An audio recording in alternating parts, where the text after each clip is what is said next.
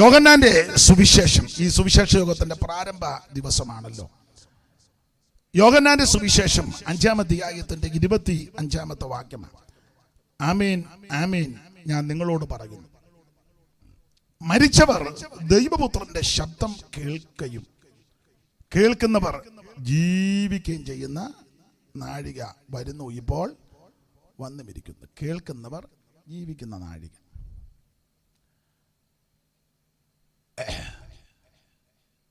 യോഹന്നാന്റെ സുവിശേഷം. എന്താണ് സുവിശേഷം?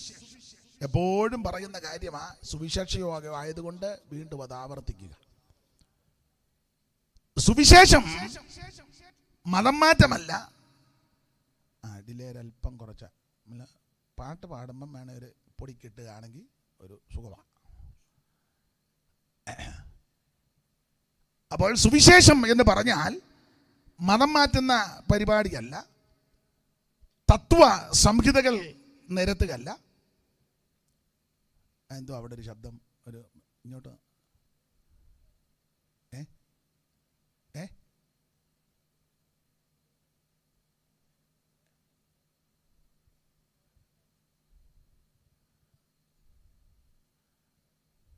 എന്താ പറ്റി?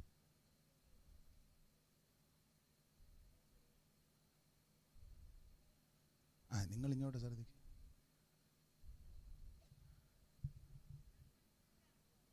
അത് നമ്മുടെ കുഴപ്പമില്ല, ജെൻസോ അത് കൈകാര്യം ചെയ്തോളൂ. നിങ്ങൾ ഇങ്ങോട്ട് അച്ഛനെ നമുക്കൊരു പ്രത്യേക കസാരയിലിരുത്തുന്നതായിരിക്കും നല്ലത്. അതികളൊഴിച്ചെന്നെ കാക്കുന്നവൻ ഭക്ഷണാദികൾ തന്നു നിത്യം പോറ്റുന്നവൻ. അതികളൊഴിച്ചെന്നെ കാക്കുന്നവൻ ഭക്ഷണാദികൾ തന്നു നിത്യം പോറ്റുന്നവൻ. നീതി വഴിയിൽ എന്നെ നടത്തിക്കൊണ്ടു വരുന്നവൻ.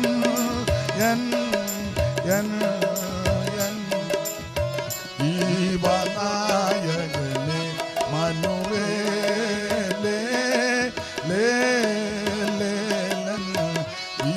ജീവനായകനെ മനുവേലേ.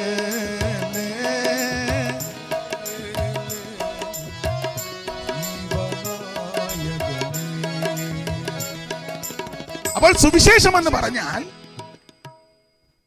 പ്രത്യയശാസ്ത്രമല്ല, തത്വസംഹിതകളല്ല, കുറെ അഭിപ്രായങ്ങൾ പറയുന്നതല്ല. നിങ്ങൾക്കറിയാം, പലർക്കും അറിയാൻ പാടില്ലാത്തവരുടെ അറിവിന് സുവിശേഷം എന്ന് പറയുന്നത് ഒരു വ്യക്തിയാണ്, അത് യേശു ക്രിസ്തു.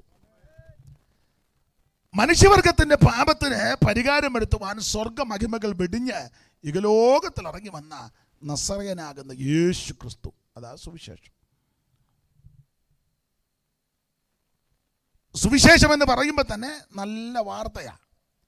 എനിക്ക് ആംഗലേയ ഭാഷ വലിയ വശമില്ല, അതുകൊണ്ട് എനിക്ക് ഒത്തിരി അബദ്ധവും പറ്റിക്കൊണ്ടിരിക്കുക. വശമുള്ളവരെ കൂടെ നിർത്തി അവരെ വശക്കേടാക്കി വെച്ച് പോയി. അപ്പം അതുകൊണ്ട് വലിയ വശമില്ല. എങ്കിലും അഭിഷിക്തരായ ദൈവദാസന്മാർ പറഞ്ഞും പഠിപ്പിച്ചുമൊക്കെ കേട്ടിട്ടുള്ളത് കൊണ്ട് ഗുഡ് ന്യൂസ്, നല്ല വാർത്ത. നിങ്ങൾക്കറിയാം, ന്യൂസ് 3-4 അക്ഷരമാണ്. ഏതൊക്കെ അക്ഷരം? ന്യൂസ് സ്പെല്ലിങ് സുബിന് ഉറക്കെ പറയടേ.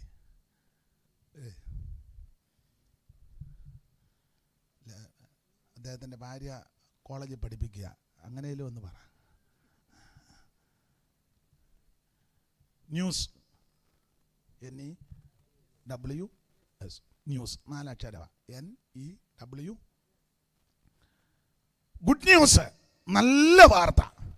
ആ നല്ല വാർത്ത മറ്റൊന്നുമല്ല, നിങ്ങൾക്കായിട്ട് ഒരുവൻ ജനിച്ചിരിക്കുന്നു, നസറയനാകുന്ന യേശു ക്രിസ്തു. അതായി വാർത്ത. അപ്പൊ ഈ ന്യൂസ്, ആ സ്പെല്ലിങ് ലോകത്തിന്റെ 4 വശത്തും ഇത് അറിയിക്കണം.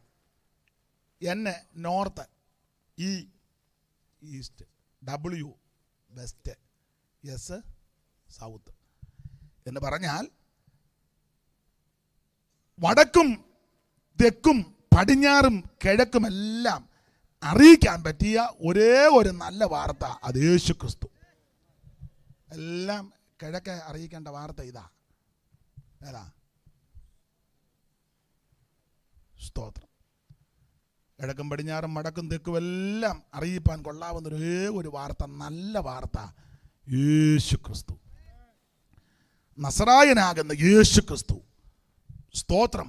മാനവജനത്തിൻ്റെ പാപത്തിൻ്റെ പരിഹാരത്തിന് വേണ്ടി ഈ ഭൂമിയിൽ അവതരിച്ച് നമുക്ക് വേണ്ടി ജീവിച്ച് മരിച്ച് അടക്കപ്പെട്ട് ഉയർത്ത് ഇന്നും ജീവിക്കുന്ന യേശു ക്രിസ്തു.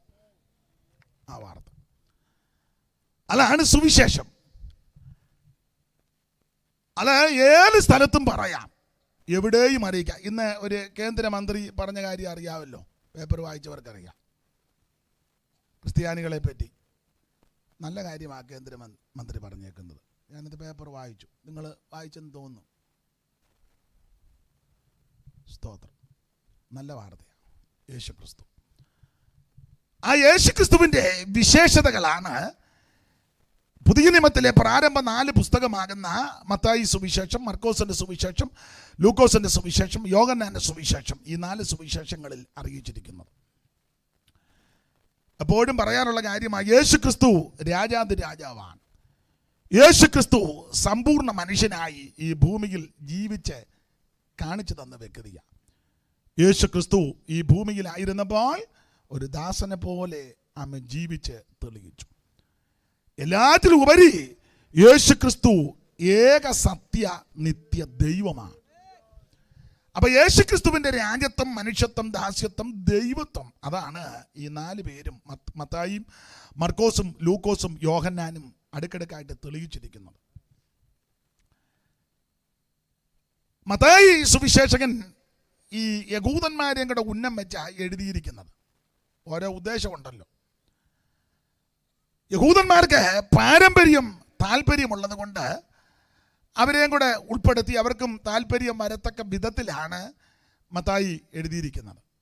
അതാ തുടക്കത്തിലെ പാരമ്പര്യമാണ് പറഞ്ഞിരിക്കുന്നത്. അബ്രഹാമിൻ്റെ പുത്രനായി, ദാവീദിൻ്റെ പുത്രനായി യേശു ക്രിസ്തുവിൻ്റെ വംശാവലി. ഈ യഹൂദന്മാർക്ക് വംശാവലി ഇഷ്ടമാണ്. അവർക്ക് ഈ പഴയ കാര്യങ്ങളും അപ്പച്ചൻ്റെ കാര്യവും വല്യപ്പച്ചൻ്റെ കാര്യവും ഒക്കെ പറയുന്നത് അവർക്ക് ഇഷ്ടമാണ്. അന്നേരം ഉറങ്ങിയിരിക്കുന്ന കുഞ്ഞുഞ്ഞൂട്ടിയും പറയുന്നത്, എടേ നമ്മുടെ അപ്പനെ പറ്റി പറയുന്നത് പറയും. അവർക്കിഷ്ടമാണ് അത് കേൾക്കുന്നത്. വാക്യം മാത്രം പറഞ്ഞാൽ ചിലക്ക് താല്പര്യമില്ല. വേറെ പുസ്തകം നിങ്ങൾ പഠിച്ചേ, അത് ആ രീതിക്കാണ് പറഞ്ഞിരിക്കുന്നത്. അപ്പോൾ യഹൂദന്മാർക്ക് പാരമ്പര്യം, പിതാക്കന്മാരെ പറ്റിയൊക്കെ പറയുന്നത് ഇഷ്ടമാണ്. അബ്രഹാം ഇവരുടെ പിതാവാണെന്ന് പറയുന്നത് കുറച്ചുകൂടെ തൃപ്തിയാണ്. അതുകൊണ്ടാണ് തൊടു കൈക്കേ കൊടുത്തിരിക്കുന്നത്. ഒന്ന് വായിച്ചേരെ, അറിവുള്ള വാക്യമെങ്കിലും ഒന്ന് വായിച്ചങ്ങ് പോകാം. ഞാൻ തുടക്കത്തിലേ പറഞ്ഞല്ലോ, പെന്തിക്കോസുകാരോട് മാത്രമല്ല മറ്റുള്ളവർ അറിയാത്തവരാരെങ്കിലും ഉണ്ടെങ്കിൽ. മത്തായി 1:1. അബ്രഹാമിന്റെ പുത്രനായ ദാവീദിന്റെ പുത്രനായ യേശു ക്രിസ്തുവിന്റെ അബ്രഹാമിന്റെ പുത്രനായി ദാവീദിന്റെ പുത്രനായ യേശു ക്രിസ്തുവിന്റെ വംശാവലി. അപ്പോൾ യഹൂദന് വംശാവലി ഇഷ്ടമാണ്. അതുകൊണ്ട് അവരും കൂടെ തൃപ്തിപ്പെടത്തക്ക വിധത്തിലാണ് മത്തായി രേഖപ്പെടുത്തിയിരിക്കുന്നത്. ദൈവത്തിന് മഹത്വം ആട്ടെ. മർക്കോസ് അന്നത്തെ ഭരണകർത്താക്കൾ റോമൻ ഭരണമാണ്. അപ്പോൾ റോമാക്കാർക്ക് ഉന്നം വെച്ചാണ് മർക്കോസ് എഴുതിയിരിക്കുന്നത്. അവരെ പറ്റി ചില അഭിപ്രായങ്ങൾ ഇങ്ങനെ, ഇവർക്ക് ഈ വലിച്ചു വാരി പറയുന്നൊന്നും ഇഷ്ടമല്ല. അപ്പോൾ തന്നെ ഷോർട്ടായിട്ട് പറയുകയും ചെയ്യണം, സ്റ്റാൻഡേർഡും ഉണ്ടായിരിക്കണം. അതുകൊണ്ടാണ് മർക്കോസ് വളരെ ലോപിച്ചാണ് എഴുതിയിരിക്കുന്നത്. 16 അധ്യായമേ ഉള്ളൂ. പക്ഷേ കാര്യങ്ങളെല്ലാം താൻ പറയുകയും ചെയ്തു. അപ്പോൾ റോമാക്കാരെ ഉന്നം വെച്ചാണ് മർക്കോസ് എഴുതിയിരിക്കുന്നത്. ലൂക്കോസ് യവനായരെയും കൂടെ ഉദ്ദേശിച്ചെഴുതി. അവർക്ക് ചരിത്രം ഇഷ്ടമാണ്. യഹൂദന്മാരെ അടയാളമൊക്കെ ചോദിക്കുന്നു, യവനന്മാർ ജ്ഞാനം അന്വേഷിക്കുന്നു. അപ്പോൾ ഇവർക്ക് ഊഹാഭോഗവും കെട്ടുകഥയും പുരാണ കഥകളല്ല, അവർക്ക് ചരിത്ര തെളിവുകൾ വളരെ താല്പര്യമാണ്. അപ്പോൾ അതിൻ്റെ തെളിവോടുകൂടിയാണ് ലൂക്കോസ് അത് രേഖപ്പെടുത്തിയിരിക്കുന്നത്. ലൂക്കോസിൻ്റെ സുവിശേഷം 1-ാം അധ്യായത്തിൻ്റെ 1 മുതൽ പഠിക്കുമ്പോൾ ലൂക്കോസ് കാര്യം രേഖപ്പെടുത്തിയിട്ടുണ്ട്. പിന്നെ അദ്ദേഹം വൈദ്യനായതുകൊണ്ട് ആ നിലയിൽ പല കാര്യവും തെളിവോടുകൂടിയാണ് എഴുതിയിരിക്കുന്നത്. 1:1. ശ്രീമാനായ തെയോഫിലോസേ, ആദ്യം മുതൽ കണ്ട സാക്ഷികളും വചനത്തിന് ശുശ്രൂഷകന്മാരുമായവർ നമ്മെ ഫലമേൽപ്പിച്ചിരിക്കുന്ന പോലെ നിങ്ങളുടെ ഇടയിൽ പൂർണ്ണമായി പ്രമാണിച്ചു വരുന്ന കാര്യങ്ങളെ വിവരിക്കുന്ന ഒരു ചരിതം ഒരു ചരിത്രം ചമപ്പാൻ പലരും തുനിഞ്ഞിരിക്കൊണ്ട് നിനക്ക് ഉപദേശം ലഭിച്ചിരിക്കുന്ന വാർത്തയുടെ നിശ്ചയം നീ അറിയേണ്ടതിന് അത് ക്രമമായി എഴുതുന്നത് നന്നെന്ന് ആദ്യം മുതൽ സകലവും സൂക്ഷ്മമായി പരിശോധിച്ചിട്ട് എനിക്കും തോന്നിയിരിക്കുന്നു. അപ്പോൾ ലൂക്കോസ് വളരെ കൃത്യത്തിന് ചരിത്രമെല്ലാം പഠിച്ചാണ് എഴുതിയേക്കുന്നത്, ചരിത്രം ചമപ്പാൻ.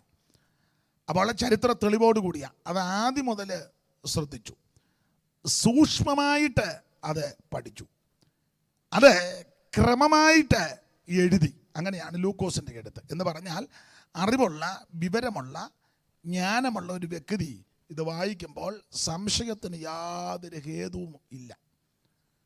സംശയ നിവാരണങ്ങൾ നടത്തിയാണ് ലൂക്കോസ് കാര്യങ്ങൾ കൃത്യത്തിന് എഴുതിയിരിക്കുന്നത്.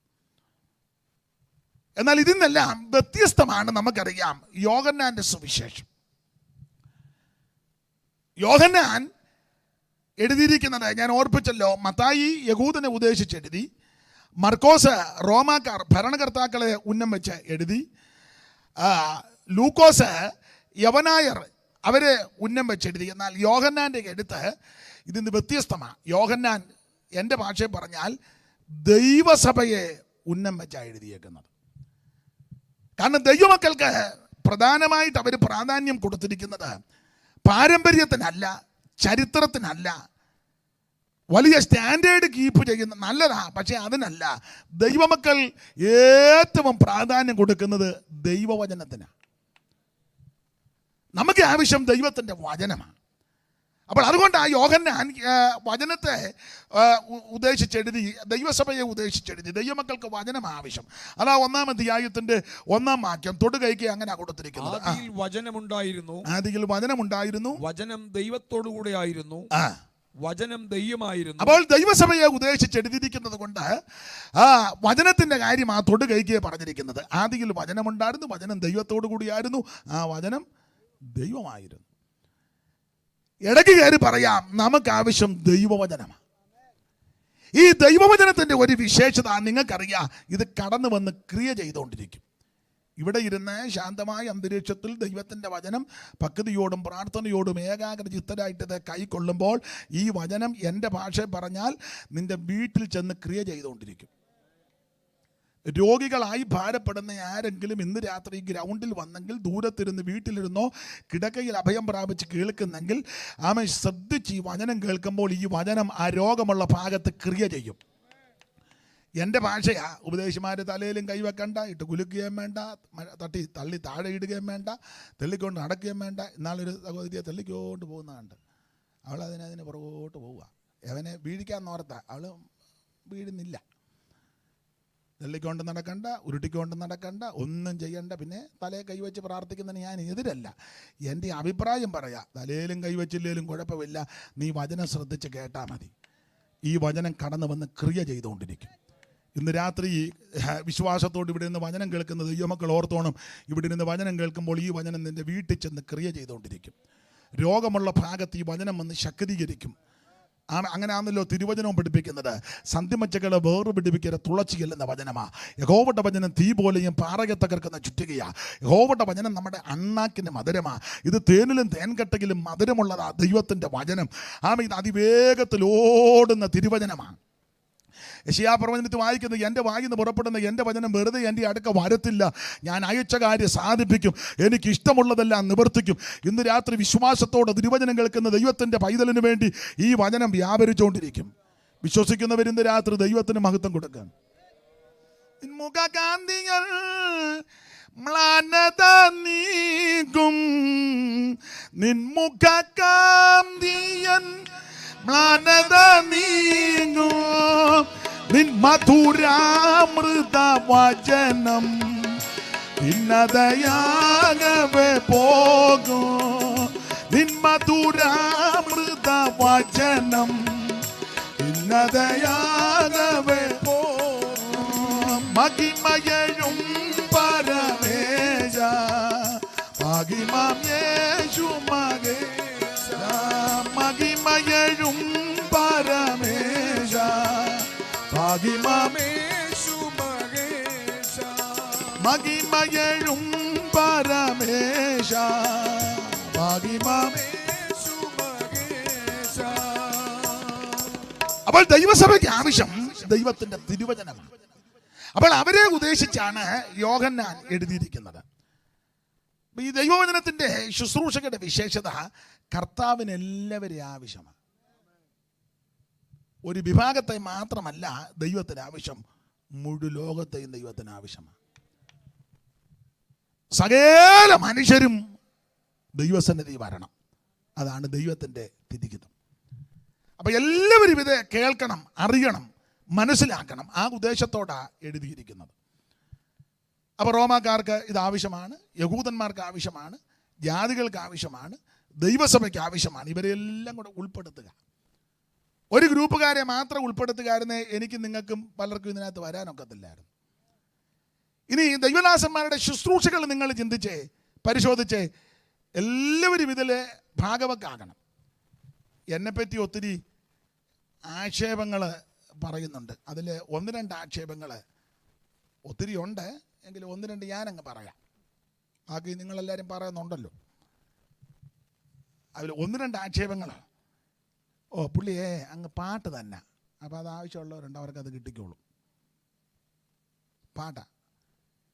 ചില ആൾക്കാർ ആക്ഷേപം പറയുന്നത്, ഇങ്ങനെ വാക്യം മാത്രം പറയുക. ചില ആൾക്കാർ അവരുടെ അഭിപ്രായം അവർ പറയുന്നതാ രസകരമായിട്ടാണ് സംസാരിക്കുന്നത്, തമാശയാന്ന ചിലരുടെ വാദം.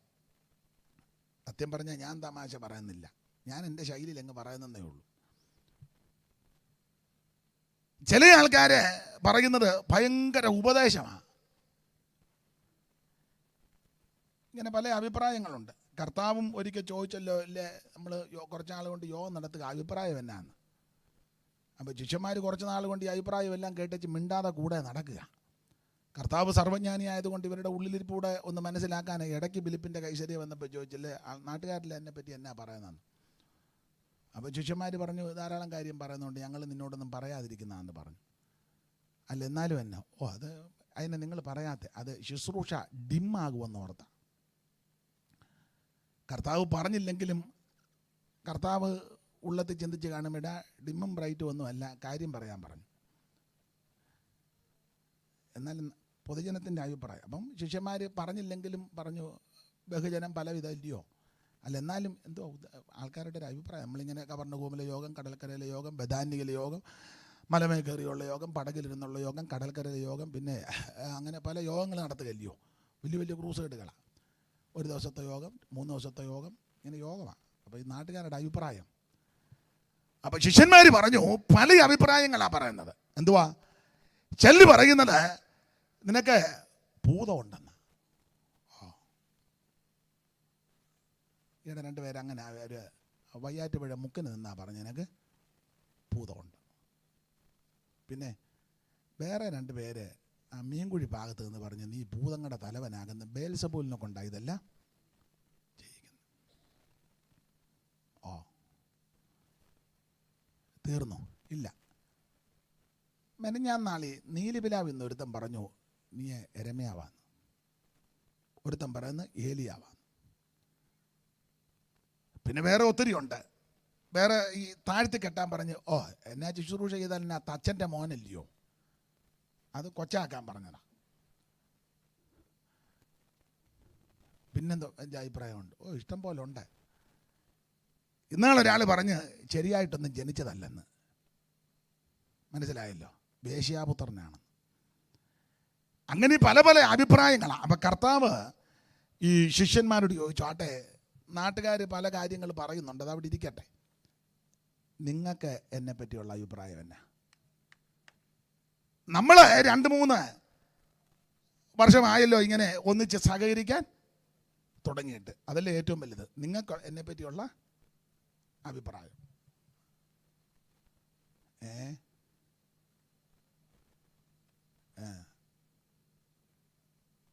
കാണാനും മേലാരാന്ന്. അപ്പൊ നിങ്ങൾക്ക് എന്നെ പറ്റിയുള്ള അഭിപ്രായം. ഈ ചോദ്യം അങ്ങോട്ട് വിട്ട ഉടനെ പത്രോസ് തിരിച്ച് മറുപടി കൊടുത്ത് നമുക്കെല്ലാം അറിയാം, നീ ജീവനുള്ള ദൈവത്തിൻ്റെ പുത്രനായ ക്രിസ്തു. കർത്താവ് തിരിച്ചു പറഞ്ഞു, ബർയോനാ ശിമോനെ, ജഡരക്തങ്ങളല്ല ഇത് വെളിപ്പെടുത്തിയത്, സ്വർഗസ്ഥനായ എൻ്റെ പിതാവ്. ഞാൻ പലപ്പോഴും പലരോടും പറയാറുണ്ട്, എന്നോട് പല കാര്യങ്ങൾ പലരും ചോദിക്കുമ്പോൾ ഞാൻ പറയാറുണ്ട്, ഈ അവിടെ ഇവിടെയും ആരായി വർത്താനം പറയുന്നത്,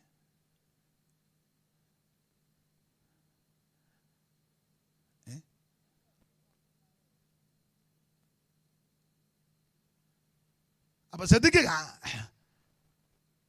കർത്താവ് ഉടനെ തിരിച്ച് പ്രതിവചിച്ചു, ബർയോനാ ശിമോനെ, ഇത് ജഡരക്തങ്ങളല്ല നിനക്ക് വെളിപ്പെടുത്തിയത്, സ്വർഗസ്ഥനായ എൻ്റെ പിതാവാ. യേശു ക്രിസ്തു ആരാണെന്ന് അറിയുന്നതാ ഏറ്റവും വലിയ വെളിപ്പാട്. സ്തോത്രം. ഇന്ന് രാത്രി ക്രിസ്തുവേശു ആരാണെന്ന് അറിഞ്ഞ് തിരിച്ചു പോകുന്നതാ ഏറ്റവും വലിയ ഭാഗ്യം.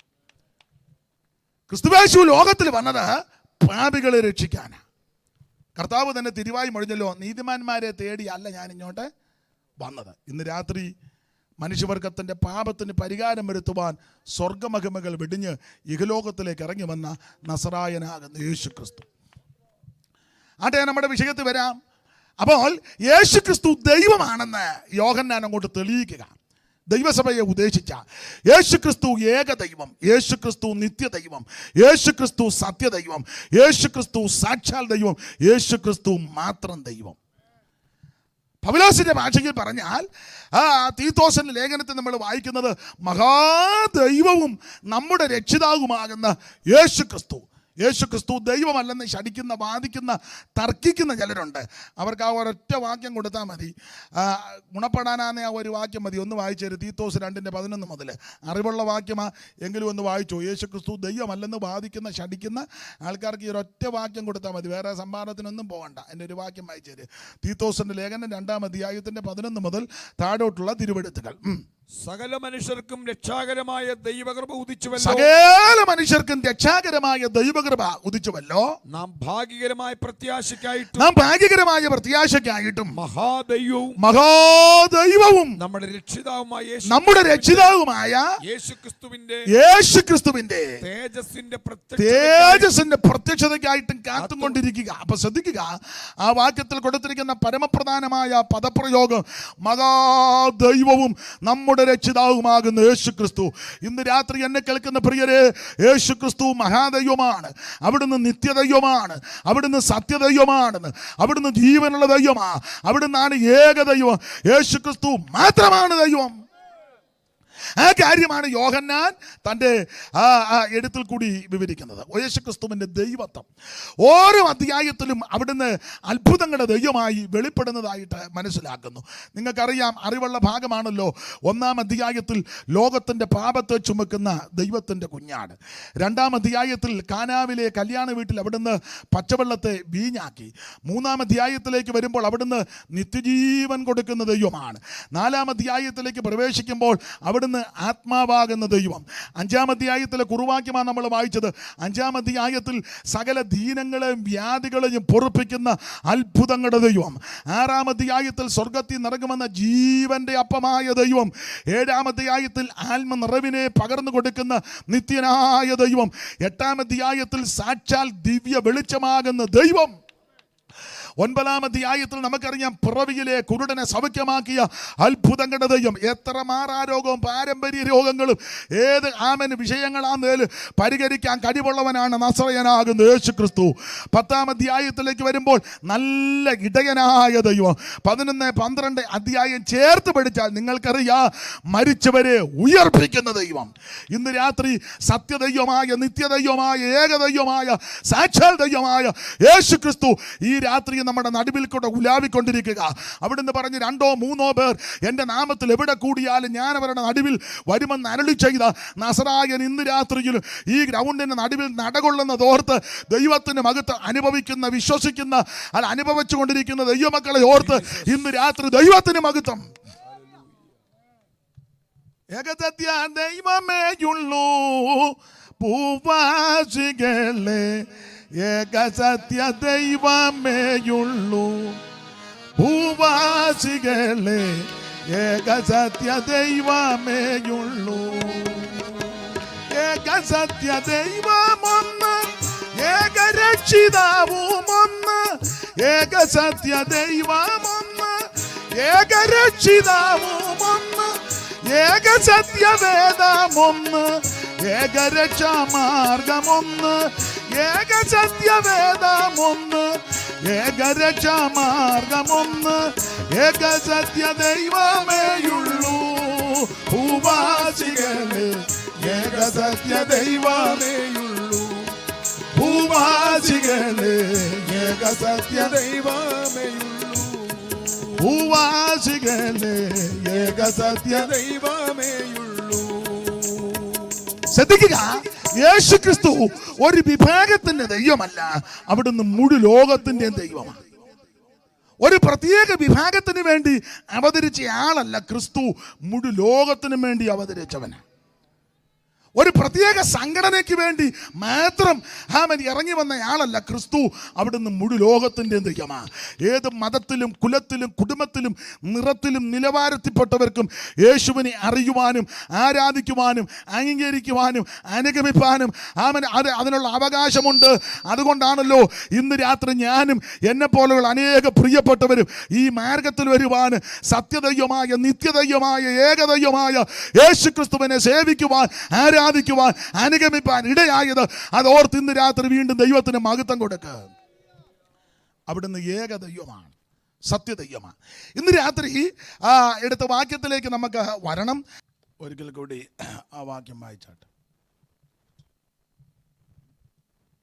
ആമേൻ ആമേൻ, ഞാൻ നിങ്ങളോട് പറയുന്നു, മരിച്ചവർ ദൈവത്തിന്റെ ശബ്ദം കേൾക്കുകയും കേൾക്കുന്നവർ ജീവിക്കുകയും ചെയ്യുന്ന നാഴിക വരുന്നു, ഇപ്പോൾ വന്നുമിരിക്കുന്നു. ഓർപ്പിച്ചല്ലോ, രണ്ട് കാര്യമാണ് ഈ വാക്യത്തിൽ അടങ്ങിയിരിക്കുന്നത്. ഒന്ന്, ജീവിച്ചിരിക്കുക. രണ്ട്, അവിടെ ഒരു പരാമർശമുണ്ട്, മരണം. അപ്പൊ ശ്രദ്ധിക്കുക, മരണം, ജീവൻ. ഇന്ന് രാത്രി നമ്മൾ ചിന്തിക്കാൻ പോകുന്ന ചെറിയൊരു ചിന്താവിഷയം, ജീവിച്ചിരിക്കാൻ നാം എന്ത് ചെയ്യണം? അതാണ് ഇന്ന് രാത്രി നമ്മൾ ചിന്തിക്കാൻ പോകുന്ന വിഷയം. ജീവിച്ചിരിക്കാൻ എന്ത് ചെയ്യണം? അതിനു മുമ്പായിട്ട് അവിടെ കൊടുത്തിരിക്കുന്നൊരു പദം മരണത്തെ പറ്റി പരാമർശിക്കുക. ഒന്നുകൂടെ ആ 25-ാം വാക്യം ഒന്ന് വായിച്ചാട്ടെ.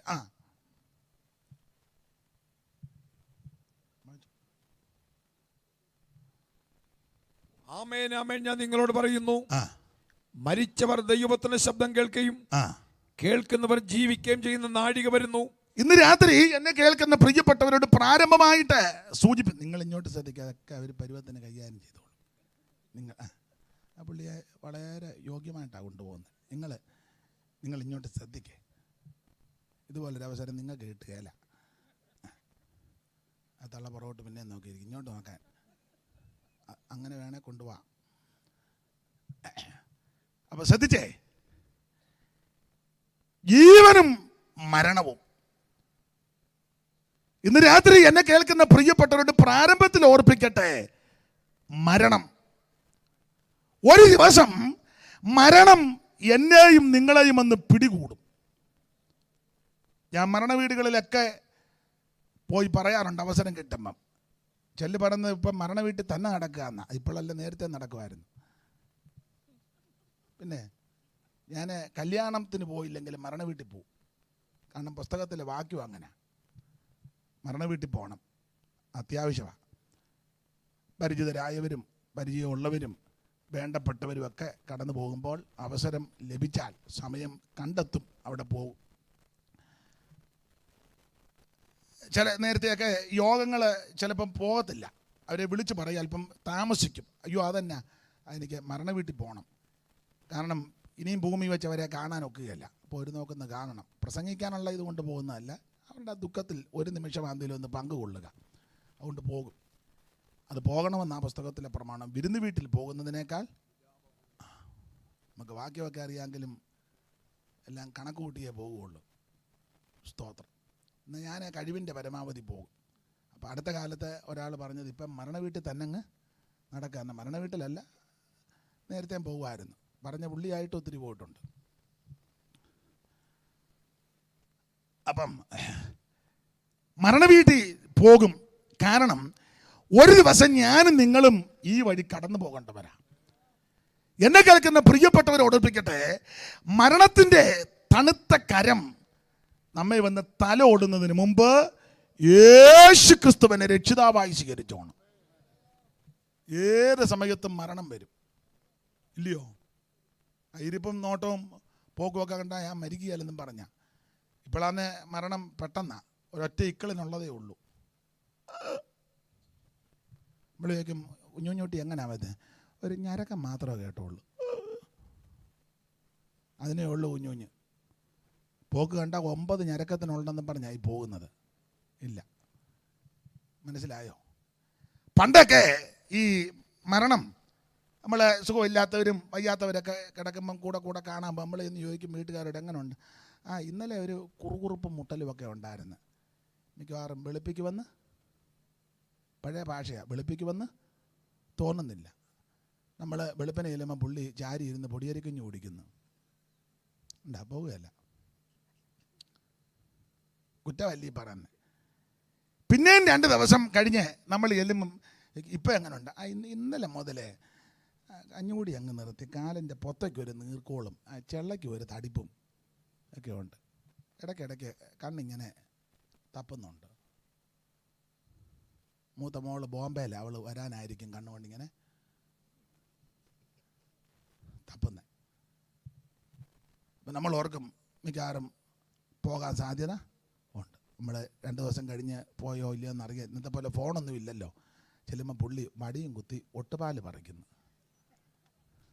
കാരണം പുള്ളി നട്ട റബ്ബറാ, ഇട്ടേച്ച് പോകാൻ പുള്ളിക്ക് വലിയ. എന്നാൽ ഇപ്പം അങ്ങനല്ല, ഇപ്പം എല്ലാം പടുപടാന്നാ പോകുന്നത്. സൈലൻ്റ് എന്നാ പറയുന്നത് കൂടുതലും. പുള്ളി യോഗത്തിനും സൈലൻ്റ് ആയിരുന്നു, വലിയ കയ്യടിയോ ബഹളമോ ഒന്നും. പുള്ളി വന്ന കാലം മുതലേ സൈലൻ്റാ. പോയതും ദൂരവേയല്ല മരണം എന്നാർക്കറിയാം, ലജ്ജവും ഇല്ല സമയം. ദൂരവേയല്ല മരണം എന്നാർക്കറിയാം, ലജ്ജവും ഇല്ല സമയം. രാജാക്കന്മാർ വലിയ ധീരന്മാരായവരും, രാജാക്കന്മാർ വലിയ ധീരന്മാരായവരും, ധീരസാധുക്കളും ഈ ലോകം വെടിഞ്ഞു പോകും. ധീരസാധുക്കളും ഈ ലോകം വെടിഞ്ഞു പോകും. എപ്പോഴാണ് എൻ്റെ സോദര മൃത്യു വരുന്ന ഓർക്കായിലെന്തു കഷ്ടമേ? എപ്പോഴാണ് എൻ്റെ സോദര മൃത്യു വരുന്ന ഓർക്കായിലെന്ത് കഷ്ടമേ?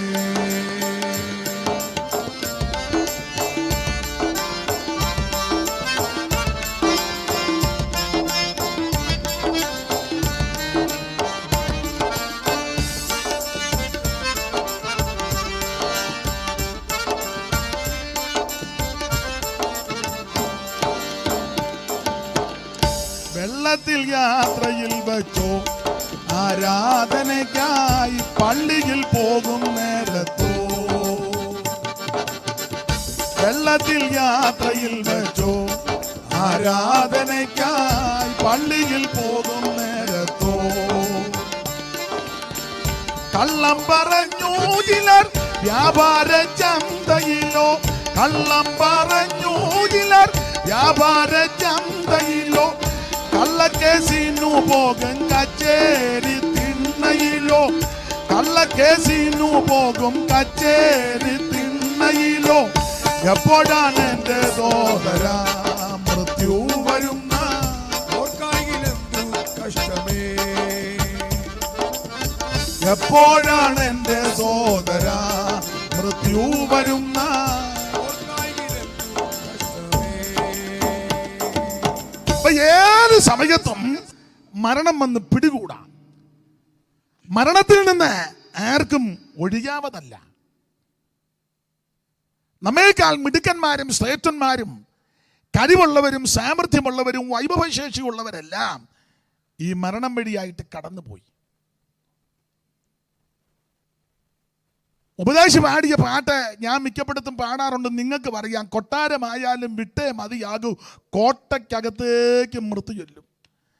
10,000 നില പൊക്കി പണിഞ്ഞാൽ അതിനുള്ളിലും മൃത്യു കയറി ചൊല്ലും.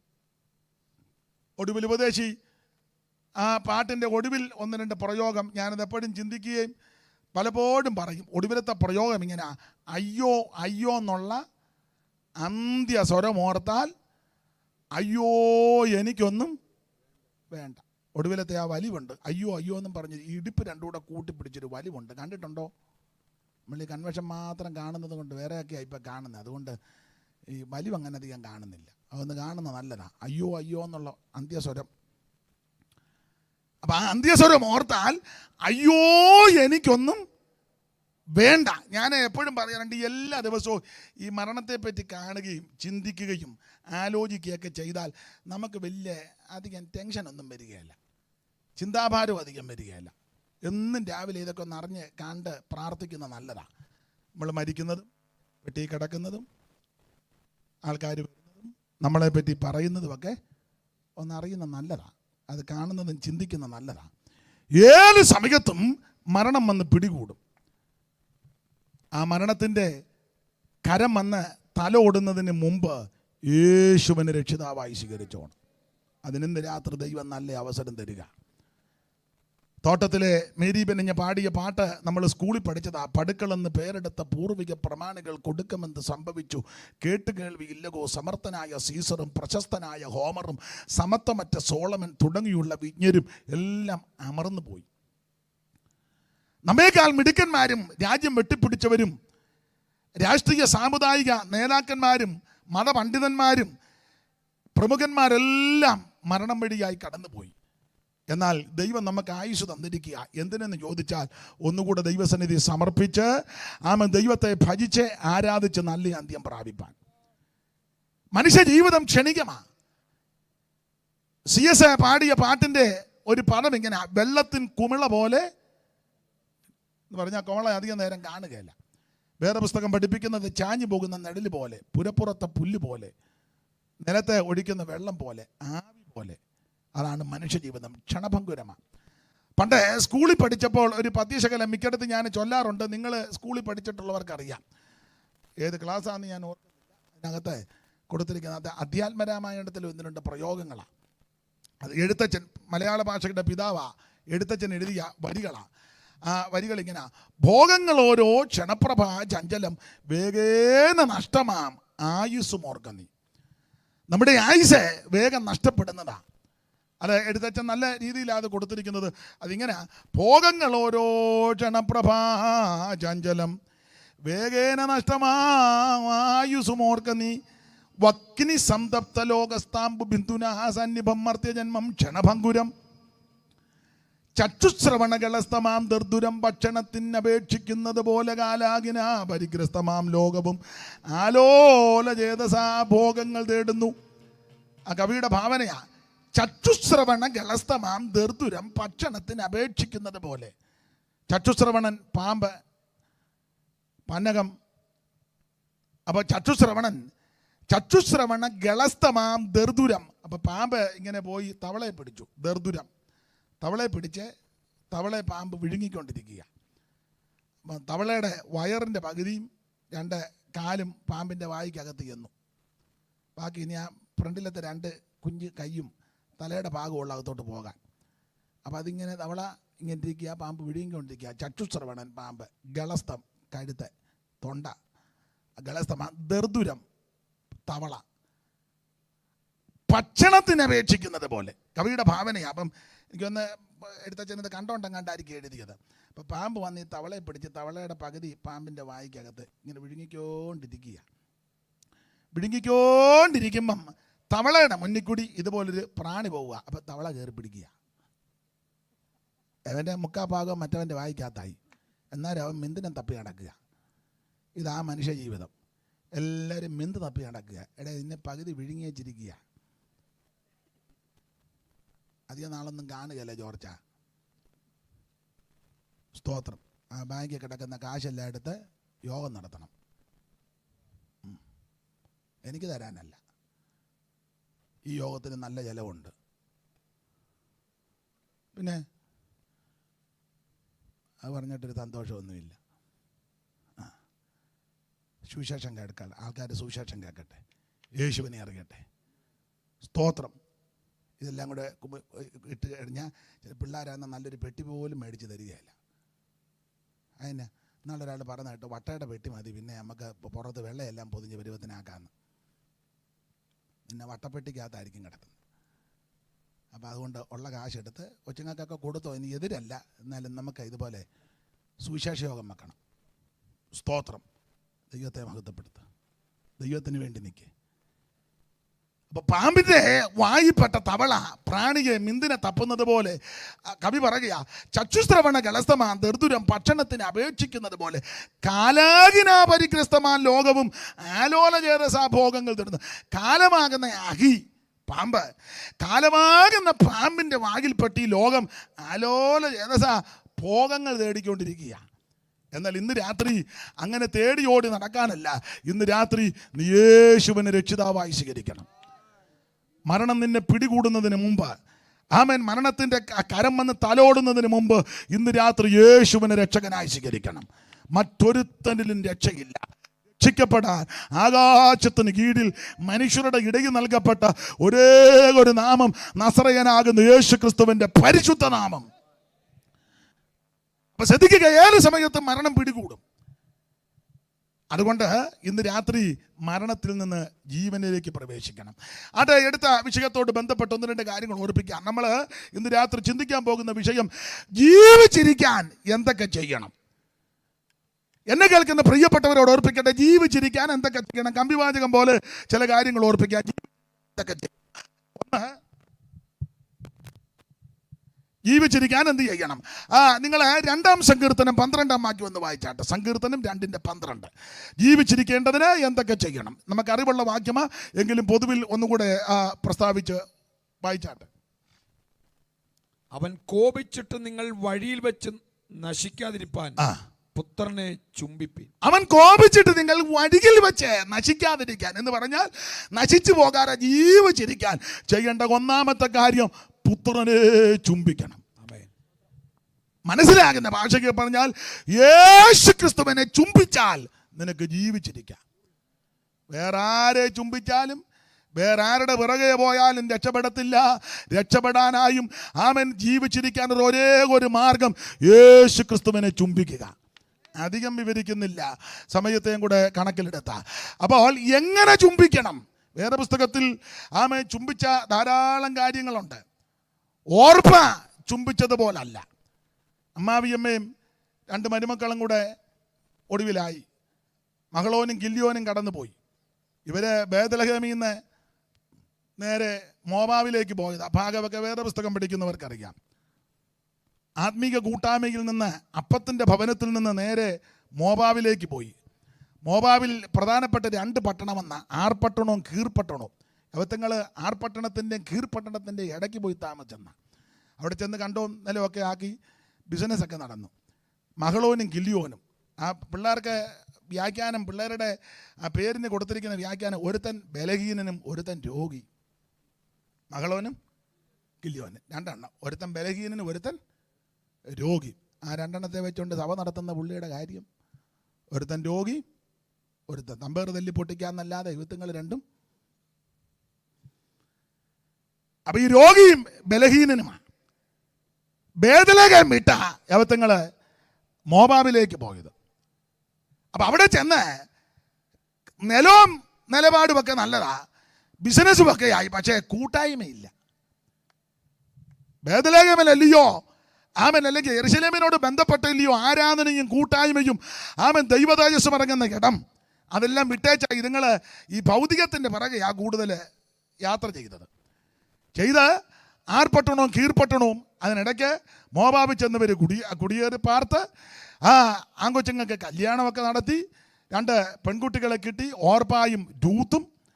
പക്ഷേ ഈ ബിസിനസ്സുണ്ട്, ഭൗതിക നന്മയൊക്കെ ഉണ്ട്, പക്ഷേ കൂട്ടായ്മയില്ല. എൻ്റെ അഭിപ്രായം അങ്ങ് പറയുക, കൂട്ടായ്മ ആരാധന ഇല്ലാത്തത് കൊണ്ടായി കൊച്ചുങ്ങൾ 2 തീർന്നത്. അപ്പനും പോയി. ഞാൻ ദൈവമക്കളോടൊരു കാര്യം പറയാം. നമ്മൾ ഇന്ന് രാത്രി വരെ ഇവിടെ ഇരിക്കുന്നത് അതിൻ്റെ പ്രധാനപ്പെട്ട വിഷയം ഈ കൂട്ടായ്മയുള്ളത് കൊണ്ടാണ്. ഇവിടെ ഇരിക്കുന്ന പലരും രോഗികളാണ്, പലരും ബലഹീനരാണ്. പക്ഷെ ആ രോഗവും ബലഹീനതയും ഉണ്ടെങ്കിലും ഇന്ന് രാത്രി ഇവിടെ വന്നതും ആയുസോടിരിക്കുന്നത് ഈ കൂട്ടായ്മയുള്ളത് കൊണ്ടാണ്. കോവിഡിൻ്റെ ആ രൂക്ഷ സമയത്ത് എന്ത് പ്രതിസന്ധികളാണ്. നമ്മുടെ കഴിവ് കൊണ്ടോ മിടുക്ക കൊണ്ടോ പ്രാർത്ഥനാ ജീവിതം കൊണ്ടോ വിശുദ്ധ ജീവിതം കൊണ്ടല്ല ഇന്ന് രാത്രി ഇവിടെ ഇരിക്കുന്നത്. ദൈവത്തിൻ്റെ കരുണയും ഈ കൂട്ടായ്മയുള്ളത് കൊണ്ടാണ്.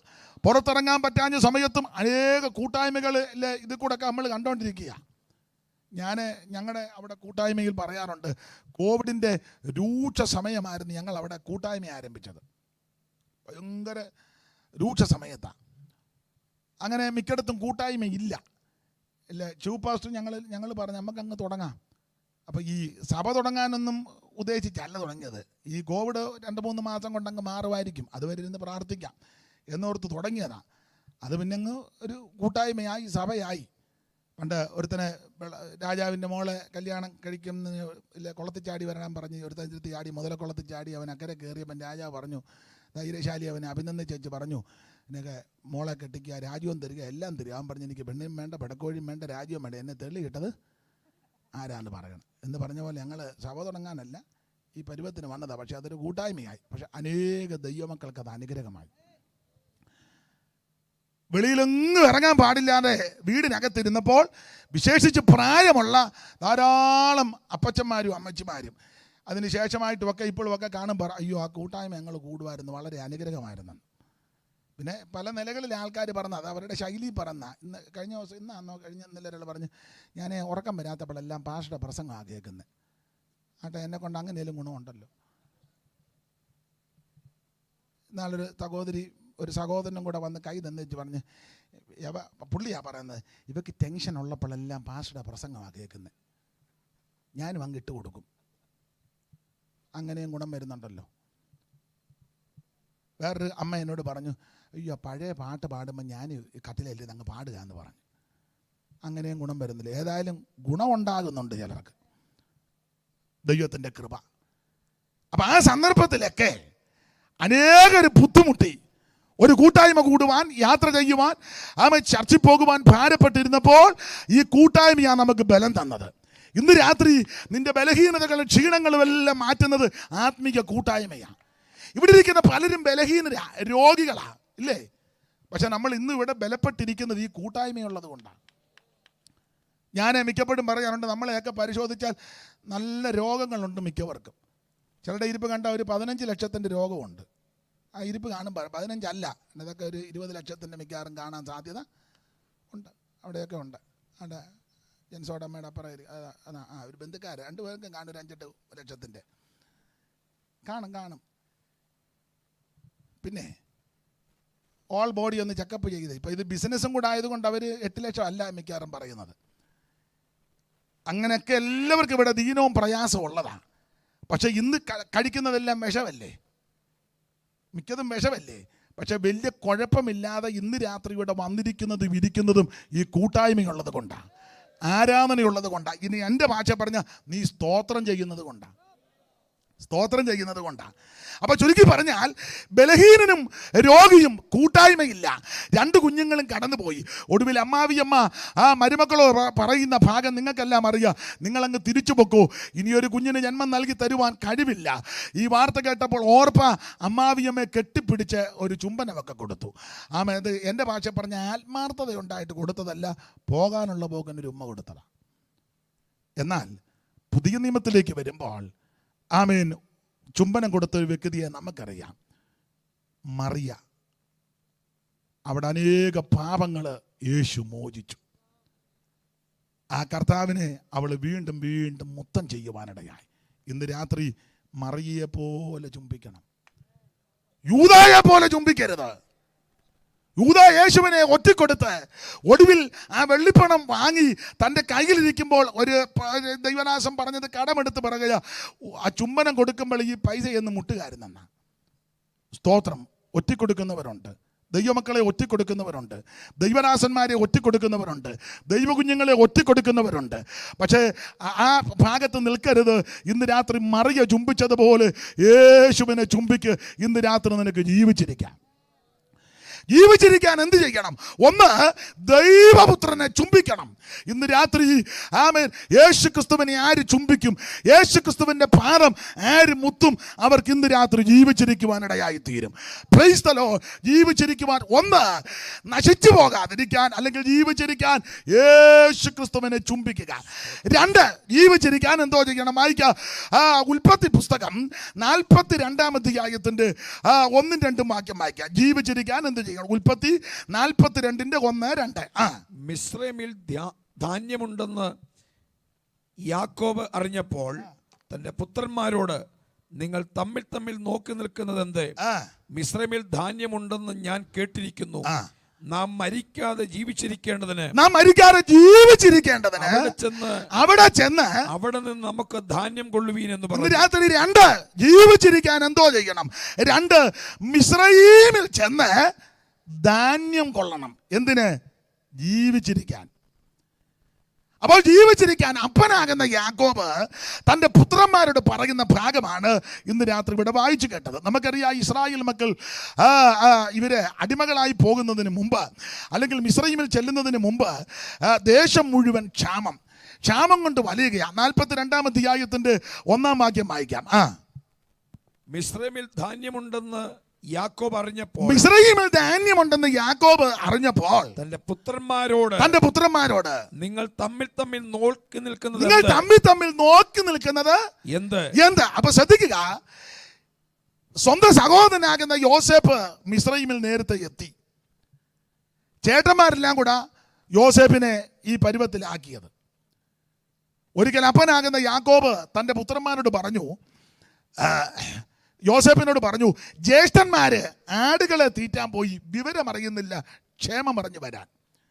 കാരണം ഈ പിള്ളേര് ആടുകളെ തീറ്റാൻ പോയപ്പോൾ അപ്പന് വെപ്രാളം വരാൻ കാരണം ഞാൻ പറയാറുണ്ട്, മറ്റൊന്നുമല്ല, ഇവർ ശേഖേമിലാണ് പോയത് ആടുകളെ തീറ്റാൻ. നമ്മൾ ആ ഭാഗം പഠിക്കുമ്പോൾ ഇങ്ങനെ കാണും, ശേഖേമിലാണ് യോസേഫിൻ്റെ ജ്യേഷ്ഠന്മാർ, യാക്കോബിൻ്റെ പുത്രന്മാർ ആടുകളെ തീറ്റാൻ പോയത്. അപ്പോൾ ആടുകളെ തീറ്റാൻ പോയിട്ട് ഇവരുടെ വിവരം അറിയുന്നില്ല. കാരണം ഇന്നത്തെ പോലെ മൊബൈലോ മറ്റ് സംവിധാനങ്ങളില്ല. വന്നില്ല. അപ്പോൾ അപ്പന് വെപ്രാളമായി. പിള്ളേർ പോയിട്ട് യാതൊരു വിവരവും ഇല്ല. കാരണം ഇവർ ശേഖേമിലായി പോയേക്കുന്നത്. കാരണം അപ്പൻ്റെ വെപ്രാളം. ശേഖേം പൗരന്മാരുമായിട്ട് പണ്ട് ഉടക്കുണ്ടായതാണ്. ഇവർക്ക് ഉണ്ടായിരുന്ന ഒരേ ഒരു പെങ്ങള് പണ്ട് നാട് കാണാനൊരു പോക്ക് പോയി. നാട് കാണാൻ പോയെന്നല്ല, വേദപഠിതാക്കൾ പറയുന്നത് നടനം ചെയ്യാൻ പോയെന്നാണ്. ഇവളും ഡാൻസ് കളിക്കാൻ പോയെന്നാണ്. അവിടെ ആണ്ടോടാണ്ടയ്ക്ക് ഇങ്ങനെ ഒരു പ്രോഗ്രാമുണ്ട്, അതിൽ എവളും പോയി. ദീനാചരിതമെന്ന് സൈമൺ സാറ് വേദപ്രകാരത്തിലൊരു ഹെഡിങ് തന്നെ കൊടുത്തിട്ടുണ്ട്, ദീനാചരിതം. ദീനാമ്മ പോയതും അവിടെ ആ പോക്കും വരവും ഒക്കെ അതൊന്നും ഞാൻ ഇപ്പം ചൊല്ലുന്നില്ല. അത് ഈ ബ്രദറൻ സഭയിലുള്ള സഹോദരന്മാർക്ക് ആ ഭാഗം നന്നായിട്ട് അറിയാം. അപ്പോൾ അവരും ചിലപ്പോൾ ഇതിനകത്ത് കാണുകൊണ്ട് ഞാനിപ്പോൾ ചൊല്ലുന്നില്ല. ദീനാചരിതം. അപ്പോൾ ചുരുക്കി പറഞ്ഞാൽ ദീനാമ്മ ഇങ്ങനെ വീട് വിട്ടു പോയെന്നാണ്. അത് സാറ് കൊടുത്തിരിക്കുന്ന ഒരു പ്രയോഗമുണ്ട്, ആഴ്ചകൾ മാറുമ്പോൾ വീഴ്ചകൾ വന്നിടും ദുഷ്പഥത്തിൽ. കാഴ്ചകൾ കണ്ട് ആഴ്ചകൾ മാറുമ്പോൾ വീഴ്ചകൾ വന്നിടും ദുഷ്പഥത്തിൽ. കാരണം ആവശ്യമില്ലാത്തതെല്ലാം ഇവള് കാണുക. ദീനാമേ അവിടെ നടനം ചെയ്യാൻ പോകുമ്പം ഒത്തിരി കാര്യങ്ങൾ കാണാറുണ്ട്. ആൾക്കാർക്കെല്ലാം അതൊക്കെ കാണുന്നതാ ഇഷ്ടം. ഏതാ? നടനം. അതാ നടനം കാണുന്നതാ ഇഷ്ടം. അത് കാണിക്കാനായിട്ട് തന്നെ ചിലർ ഇരിപ്പുണ്ട്. സ്തോത്രം. എന്തുവാന്നോ, ഇന്നാളൊരാൾ പറഞ്ഞു, അതങ്ങ് കാണിക്കാൻ പറഞ്ഞു. അപ്പോൾ ചോദിച്ചു എന്തുവാന്ന് ചോദിച്ചു. അതങ്ങ് കാണിക്കും. അപ്പം വേറൊരുത്തൻ പറഞ്ഞു, തെളിച്ച് കാണിക്കണ്ട. അതിന് വേറൊരു പ്രയോഗമാണ് പറഞ്ഞേനെ. ഞാനത് പറഞ്ഞാൽ തെറ്റും. എന്നതാ എന്തോ ടീച്ചർ പാസ്റ്റേ? അതാ ഒരുത്തൻ പറഞ്ഞു ഉണ്ടെന്ന്. വേറൊരുത്തൻ പറഞ്ഞ് അങ്ങ് കാണിക്കേ. ഞാൻ പറഞ്ഞു, വേറൊരുത്തൻ പറഞ്ഞ് കാണിച്ചാൽ പുള്ളി വക്കീലിനെ കൊണ്ട് എഴുതി തരണം. വക്കീലിനെ കൊണ്ട് എഴുതിക്കണം, അല്ലെ പുള്ളിക്ക് അറ്റാക്ക് വന്നാൽ ഒരുത്തൻ പറഞ്ഞ് മൊത്തം വേണ്ടെന്ന് ചെറുതാ എന്നെ ബ്ലറോ ഒത്തു അത് മതി, അയാലും ഒക്കുന്നുണ്ടല്ലോ. ആവശ്യമില്ലാത്തതെല്ലാം കാണാനാ ആൾക്കാരുടെ താല്പര്യം. അപ്പോൾ കാഴ്ചകൾ കണ്ട് ആഴ്ചകൾ മാറുമ്പോൾ വീഴ്ചകൾ വന്നിടും ദുഷ്പഥത്തിൽ. അങ്ങനെ സാറ് കൊടുത്തിരിക്കുന്ന പ്രയോഗം. അപ്പൊ ദീനാമ ഇത് കാണാനായിട്ട് കടന്നുപോയി. ശേഖേം പൗരന്മാർക്ക് അവളിൽ തൃപ്തി തോന്നി. ശേഖേം വന്നവളെ കൂട്ടിക്കൊണ്ടുപോയി യാക്കോബുമായിട്ട് ഒടുവിൽ ഉടമ്പടി ചെയ്തു. അപ്പനാകുന്ന യാക്കോബ് ശേഖേം പൗരന്മാരുമായിട്ട് ഉടമ്പടി ചെയ്തു. അപ്പൻ്റെ ഉടമ്പടി ലംഘിച്ച് യാക്കോബിൻ്റെ മൂത്തപുത്രന്മാർ ചിലർ 2 പേര് ശിമയോനും ലേവിയും കൂടെ വേദനപ്പെട്ടിരുന്ന ശേഖേം പൗരന്മാര് അവര് പൊടുന്നിനെ കടന്നു ചെന്ന് വാളിൻ വായ്ത്തലയ്ക്ക് വെട്ടിക്കൊന്നു. അതാണ് യാക്കോബ് മരണാസന്നനായി യാക്കോബ് മരിക്കുന്നതിന് മുമ്പ് ആ കാര്യങ്ങൾ വളരെ സ്പഷ്ടമായിട്ട് ഉൽപ്പത്തി പുസ്തകം 49 അധ്യായത്തിന്റെ 5-6 വാക്യങ്ങളിൽ ശിമയോനും ലേവിയും ചെയ്യുന്ന ആ ദുഷ്കൃത്യത്തെ പറ്റി അപ്പൻ പരാമർശിക്കുന്ന പദമൊന്ന് ഉറക്കെ ഒന്ന് വായിച്ചേര്. ശിമയോനും ലേവിയും സഹോദരന്മാർ, ശിമയോനും ലേവിയും സഹോദരന്മാർ, അവരുടെ വാളുകൾ സാഹസത്തിന്റെ ആയുധങ്ങൾ. എന്നുള്ളമേ അവരുടെ മന്ത്രണത്തിൽ കൂടരുത്. എൻ മനമേ അവരുടെ യോഗത്തിന് ചേരരുത്. അപ്പൻ ഇവരുടെ യോഗം കയറി മുടക്കി. അപ്പൊ അങ്ങനെ ആണല്ലോ, യോഗം മുടക്കുകയാണല്ലോ. അപ്പനെ യോഗം കയറി മുടക്കി. ഏതായാലും ഈ ചിറ്റാറ് ഷാരോങ്കാരിങ്ങനെ യോഗം വെച്ചതിന് നിങ്ങളെ അഭിനന്ദിക്കുന്നു. സ്തോത്രം. അത് സെലക്ട് ചെയ്ത് വിളിക്കുകയും ചെയ്തു. അത് ഒത്ത് ചെല്ലു. പിന്നെ ഇത് ഒത്തോന്ന് കാണാൻ വന്നവരുണ്ട്, പ്രാർത്ഥിക്കുന്നവരുമുണ്ട്. ഇവിടെ അപ്പൻ ഇവരുടെ യോഗം കയറി മുടക്കുക. ശിമയോനും ലേവിയും സഹോദരന്മാർ, വായിച്ചേ. ശിമയോനും ലേവിയും സഹോദരന്മാർ, അവരുടെ വാളുകൾ സാഹസത്തിന്റെ ആയുധങ്ങൾ, എന്നുള്ളമേ അവരുടെ മന്ത്രണത്തിൽ കൂടരുത്. അവരുടെ ആയുധങ്ങൾ അപ്പൊ ഈ ശിമയോൻ ലേവിയും അപ്പന്റെ ആദ്യത്തെ തലമുറകളാ. മൂത്തവൻ ലേയായി കൂടി 4 പിള്ളേരുണ്ടായി. നിങ്ങൾക്ക് വചനം അറിയാവുന്നവർക്കറിയാം. മൂത്തവൻ രൂപൻ, രണ്ടാമത്തവൻ ശിമയോൻ, മൂന്നാമത്തവൻ ലേവി, നാലാമത്തവൻ യഹൂദ. ഇത് യാക്കോബിന് ലേയായി കൂടി ജനിച്ച ആദ്യത്തെ 4 പിള്ളേർ. എൻ്റെ ഭാഷ പറഞ്ഞ കലാപുലി പോലെ 4 എണ്ണം. അതില് ഈ ശിമയോനും ലേവിയും. ഇനി വേദപുസ്തകം പഠിക്കുമ്പോൾ ജ്യേഷ്ഠാവകാശത്തെ സംബന്ധിച്ചുള്ള കാര്യങ്ങൾ പഠിക്കുമ്പോൾ ഇത് വചനം തിട്ടമുള്ളവർക്കറിയാം. ഇസ്രായേലിൽ 10-28 കൂട്ടം പദവികളുണ്ട്. ഇരട്ടിപ്പങ്ക, പുത്രത്തൻ, രാജത്വം, ജനനായകൻ, കുടുംബനായകൻ, തലേക്കെട്ട്, തലമുടി, മോതിരച്ചിരട, മോതിരം, വടി എന്ന് വേണ്ട ഇരട്ടിപ്പങ്ക, ഇങ്ങനെ പദവികളുണ്ട്.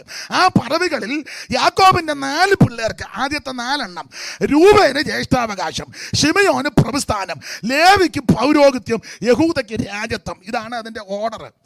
അതില് ശിമയോന് പ്രഭുസ്ഥാനവും ലേവിക്ക് പൗരോഹിത്യവും പ്രഭുസ്ഥാനമുള്ള ഈ 2 പിള്ളേര് ക്ഷിപ്രകോപികളാ. ഇവരെടുത്തിയാട്ടക്കാരായിരുന്നു. ആ എടുത്തിയാട്ടക്കാരാകുന്ന പിള്ളേര് അപ്പൻ ശേഖേം പൗരന്മാരുമായിട്ട് ഉടമ്പടി ചെയ്തു. അപ്പന്റെ ഉടമ്പടി മറികടന്ന് അപ്പന്റെ വാക്കിന് വില കൽപ്പിക്കാതെ അപ്പനെ തള്ളിക്കളഞ്ഞ് ശിമയോനും ലേവിയും കൂടെ ആയുധമെടുത്ത് ശേഖേം പൗരന്മാരെ വെട്ടിക്കൊല്ലാൻ പോയി. അതേമാതിരി ഈ പെങ്ങളെ ഈ ദുഷ്കൃത്യം ചെയ്തത് കൊണ്ടാണ് പെങ്ങൾക്ക് പോരായ്മ വരുത്തി. അതിൻ്റെ ചൊരുക്ക അവർ രണ്ടും കൂടെ പോയി. പിന്നെ വേറൊരു കാര്യം ഞാൻ എപ്പോഴും പറയാറുണ്ട്. യവന്മാർ രണ്ടും ഈ 12 എണ്ണത്തിൽ യവന്മാർ രണ്ടും ഒരു ഗ്രൂപ്പാണ്. ആകെ 12 പിള്ളേരാണ് യാക്കോബിന് ആൺപിള്ളേർ. അതിൽ ശിമയോനും ലേവി ഇവർ രണ്ടും ഗ്രൂപ്പാണ്. അത് മിക്ക വീടുകളിലുമുണ്ട്, സഭയിലുമുണ്ട്. പണ്ട് 10-12 പിള്ളേരുള്ള വീട്ടിലാണെങ്കിൽ ചിലർ 2 പേരും ഒരു ഗ്രൂപ്പാണ്. സഭയ്ക്കകത്തും അങ്ങനെ ചിലർ 2 പേരായിരിക്കും സഭ നിയന്ത്രിക്കുന്നത്. നല്ല രീതിയിലാണെങ്കിൽ കുഴപ്പമില്ല. ദോഷമൊപ്പിക്കുന്ന ആൾക്കാരുണ്ട്. അവരായിരിക്കും പാസ്റ്റർമാരെ ഇരുത്തുന്നതും പാസ്റ്റർമാരെ പറഞ്ഞു വിടുന്നതും. കേന്ദ്രത്തിൽ നിന്ന് അവരായിരിക്കും പറഞ്ഞ് ഞങ്ങൾക്കില്ല പുള്ളിയാ മതി എന്ന് പറയും. ഇവർ 2 പേരും സഭയിൽ വന്നാലും അടുത്തടുത്തേ ഇരിക്കുകയുള്ളൂ. അടുത്തടുത്ത കസേരയിൽ, മിക്കവാറും സൈഡിൽ ചാരു കസേരയിലായിരിക്കും. ഒരാൾ വരാൻ താമസിച്ചാലും മറ്റേ പുള്ളിയുടെ ബൈബിൾ അവിടെ വെക്കും എന്ന് പറഞ്ഞാൽ വേറെ ആരും വന്നിരിക്കരുത്, ബേച്ചനിപ്പം വരുമെന്ന്. അപ്പോൾ ബേച്ചൻ്റെ തലവട്ടം കാണുമ്പോൾ പുള്ളി കണ്ണുകൊണ്ട് കാണും. അത് അവർക്കറിയാം അതിൻ്റെ ആംഗ്യഭാഷ. ഇവർ രണ്ടുപേരും യോഗം കഴിഞ്ഞും ഒരു ബൈക്കേലേ പോവുകയുള്ളൂ. വൈകിട്ട് ഇവരൊന്നിച്ച് സംസാരിക്കും. ഇതല്ല ഇവർ ശിമയോനും ലേവിയും രണ്ടൊരു ഗ്രൂപ്പാണ്. അപ്പോൾ ഈ രണ്ടുപേരും കൂടെ ചേർന്ന് അപ്പൻ്റെ അനുവാദമില്ലാതെ ശേഖേം പൗരന്മാരെ വെട്ടിക്കൊല്ലാൻ പോയത്. അപ്പോൾ യാക്കോബ് ആ വിഷയത്തിൽ പറഞ്ഞു, ഈ ദേശത്ത് നിങ്ങൾ എന്നെ നാറ്റിച്ചു, അപ്പനെ നാറ്റിച്ചു, ദേശത്ത് നാറ്റിച്ചു രണ്ടെണ്ണം. അതാണ് 34-ാം അധ്യായത്തിൽ യാക്കോബ് ആ കാര്യം പറയുന്നുണ്ടല്ലോ. ഈ ദേശനിവാസികളാകുന്ന പെരിശരുടെയും കനാന്യരുടെയും മധ്യയിൽ നിങ്ങൾ എന്നെ നാറ്റിച്ചു, വിഷമത്തിലാക്കി. ഈ ചൊരുക്ക് കൊണ്ടാണ് അപ്പൻ ഒടുവിൽ ഉൽപ്പത്തി പുസ്തകം 49-ാം അധ്യായത്തിൻ്റെ 5-ാമത്തെ വാക്യത്തിൽ ഇവരെ ഒരു വിധത്തിൽ പറഞ്ഞാൽ ഒരു പ്രാകുക, ഇവരെ വിലക്കുക. ഒന്നുകൂടെ വായിച്ചു 5-ാം വാക്യം. ശിമയോനും ലേവിയും സഹോദരന്മാർ, ശിമയോനും ലേവിയും സഹോദരന്മാർ, അവരുടെ വാളുകൾ സാഹസത്തിന്റെ ആയുധങ്ങൾ. ശിമയോനും ലേവിയും ഇവരുടെ കുഴപ്പടി, ഇവര് സാഹസത്തിന്റെ ആയുധങ്ങൾ, എടുത്തുചാട്ടക്കാരാ, ക്ഷിപ്രകോപികളാ. ശിമയോനും ലേവിയും സഹോദരന്മാർ, ഇവരുടെ വാളുകൾ സാഹസത്തിന്റെ ആയുധങ്ങൾ. പിന്നെ എന്നുള്ളമേ അവരുടെ മന്ത്രണത്തിൽ കൂടരുത്,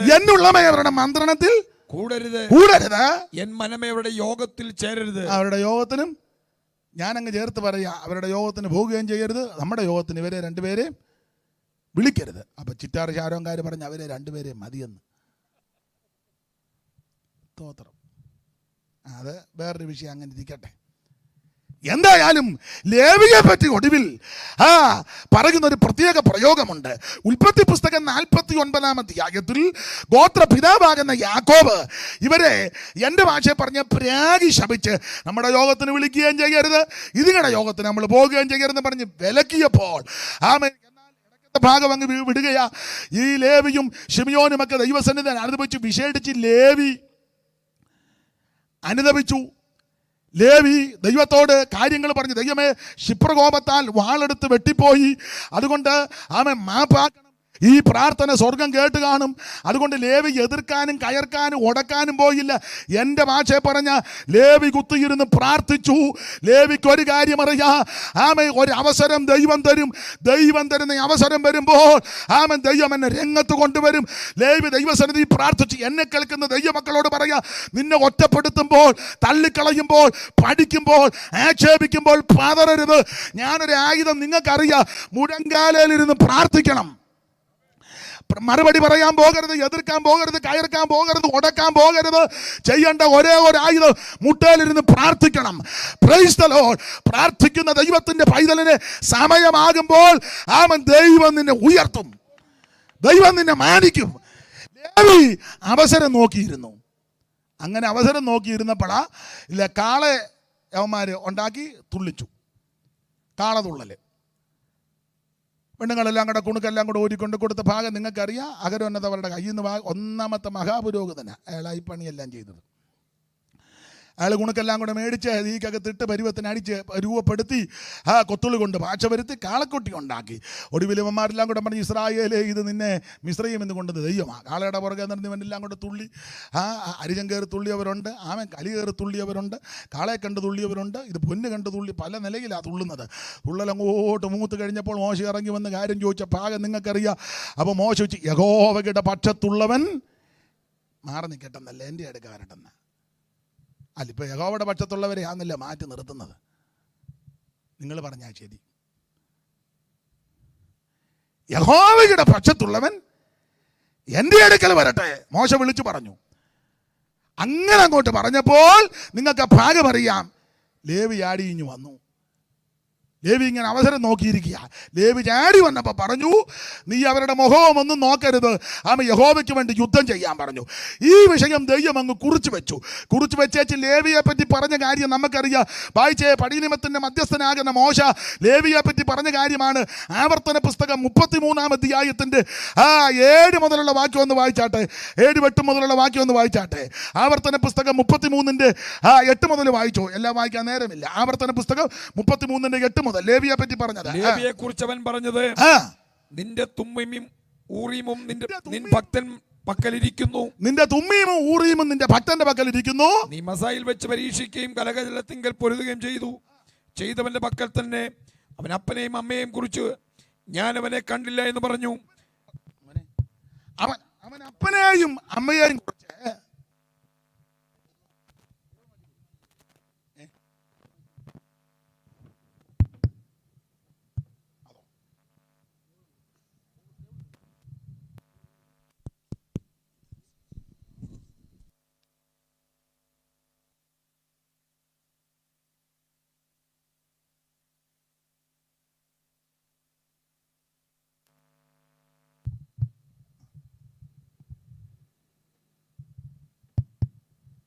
ഒന്നുകൂടെ വായിച്ചു. ലേവിയെ കുറിച്ച് അവൻ പറഞ്ഞത് നിന്റെ തുമ്മീമും ഊറീമും നിന്റെ ഭക്തന്റെ പക്കൽ ഇരിക്കുന്നു. അടുത്തത് നീ മസയിൽ വെച്ച് പരീക്ഷിക്കുകയും കലഹജലത്തിങ്കൽ നീ പൊരുതുകയും ചെയ്തവന്റെ പക്കൽ തന്നെ. അടുത്തത് അവൻ അപ്പനെയും അമ്മയെയും കുറിച്ച് ഞാൻ അവനെ കണ്ടില്ല എന്ന് പറഞ്ഞ് യഹോവയ്ക്ക് വേണ്ടി യുദ്ധം ചെയ്യുവാൻ ലേവി വാളെടുത്ത് അങ്ങോട്ട് നിന്നപ്പോൾ അപ്പനെന്നോ അമ്മയൊന്നും ലേവി കണ്ടില്ല. അടുത്തത് സഹോദരന്മാരെയും അവൻ ആദരിച്ചില്ല. സ്വന്തം മക്കളെന്ന് ഓർത്തില്ല. അടുത്തത് നിന്റെ വചനം അവർ പ്രമാണിച്ചു, നിന്റെ നിയമം കാത്തുകൊള്ളുകയും ചെയ്തു. അതുകൊണ്ട് അവൻ ലേവിക്ക് ശുശ്രൂഷതയോ ആരക്കിട്ട് ഉറപ്പിച്ചു കൊടുത്തു. ദൈവത്തിന് മഹത്വം. അപ്പോൾ വചനം കാത്തു, ഉപദേശം കാത്തു. അപ്പനെന്നോ അമ്മയെന്നോ സഹോദരനോ കാട്ടി. ഇന്ന് രാത്രി എന്നെ കേൾക്കുന്ന പ്രിയപ്പെട്ടവരോട്, വിശേഷിച്ച് കർത്താവിൻ്റെ ദാസന്മാരോട് ഒരു കാര്യം അവൻ ഓർപ്പിച്ച് അരക്കിട്ടുറപ്പിക്കുക. ദൈവദാസന്മാരെ, ഉപദേശത്തെ കാത്താൽ, വചനത്തെ കാത്താൽ ദൈവം നിന്നെ കാക്കും. നിന്റെ ആവശ്യങ്ങൾ നടത്തുവാൻ ദൈവം വിശ്വസ്തനാ. വചനത്തെ കാക്കുന്നവന് ദൈവം കാക്കും. വചനത്തെ ഉയർത്തുന്നവന് ദൈവം ഉയർത്തും. വചനത്തെ പ്രമാണിക്കുന്നവന് ദൈവം സൂക്ഷിക്കും. ദൈവത്തിന് മഹത്വം. വിവരിക്കുന്നില്ല അധികം. ഇങ്ങനെ ഇവര് മിസ്രയീമിൽ ക്ഷാമമുണ്ടായി. ഈ ക്ഷാമം കഠിനപ്പെട്ടപ്പോൾ, നമുക്ക് മടങ്ങി വരാം, സമയം പോകുന്നല്ലോ. അപ്പനാകുന്ന യാക്കോബ് തൻ്റെ പിള്ളേരോട് പറയുന്ന പദമാണ് 42:1 വായിച്ചത്. മിസ്രയീമിൽ ധാന്യമുണ്ടെന്ന് ഞാൻ കേൾക്കുന്നു, നിങ്ങൾ തമ്മിൽ നോക്കി നിൽക്കാതെ. വായിച്ചേ. മിസ്രയീമിൽ ധാന്യമുണ്ടെന്ന് യാക്കോബ് അറിഞ്ഞപ്പോൾ തന്റെ പുത്രന്മാരോട് നിങ്ങൾ തമ്മിൽ നോക്കി നിൽക്കാതെ. മിസ്രയീമിൽ ധാന്യമുണ്ടെന്ന് ഞാൻ കേട്ടിരിക്കുന്നു. നാം മരിക്കാതെ ജീവിച്ചിരിക്കേണ്ടതിന് അവിടെ ചെന്ന് അവിടെ നിന്ന് നമുക്ക് ധാന്യം കൊണ്ടുവരുവി.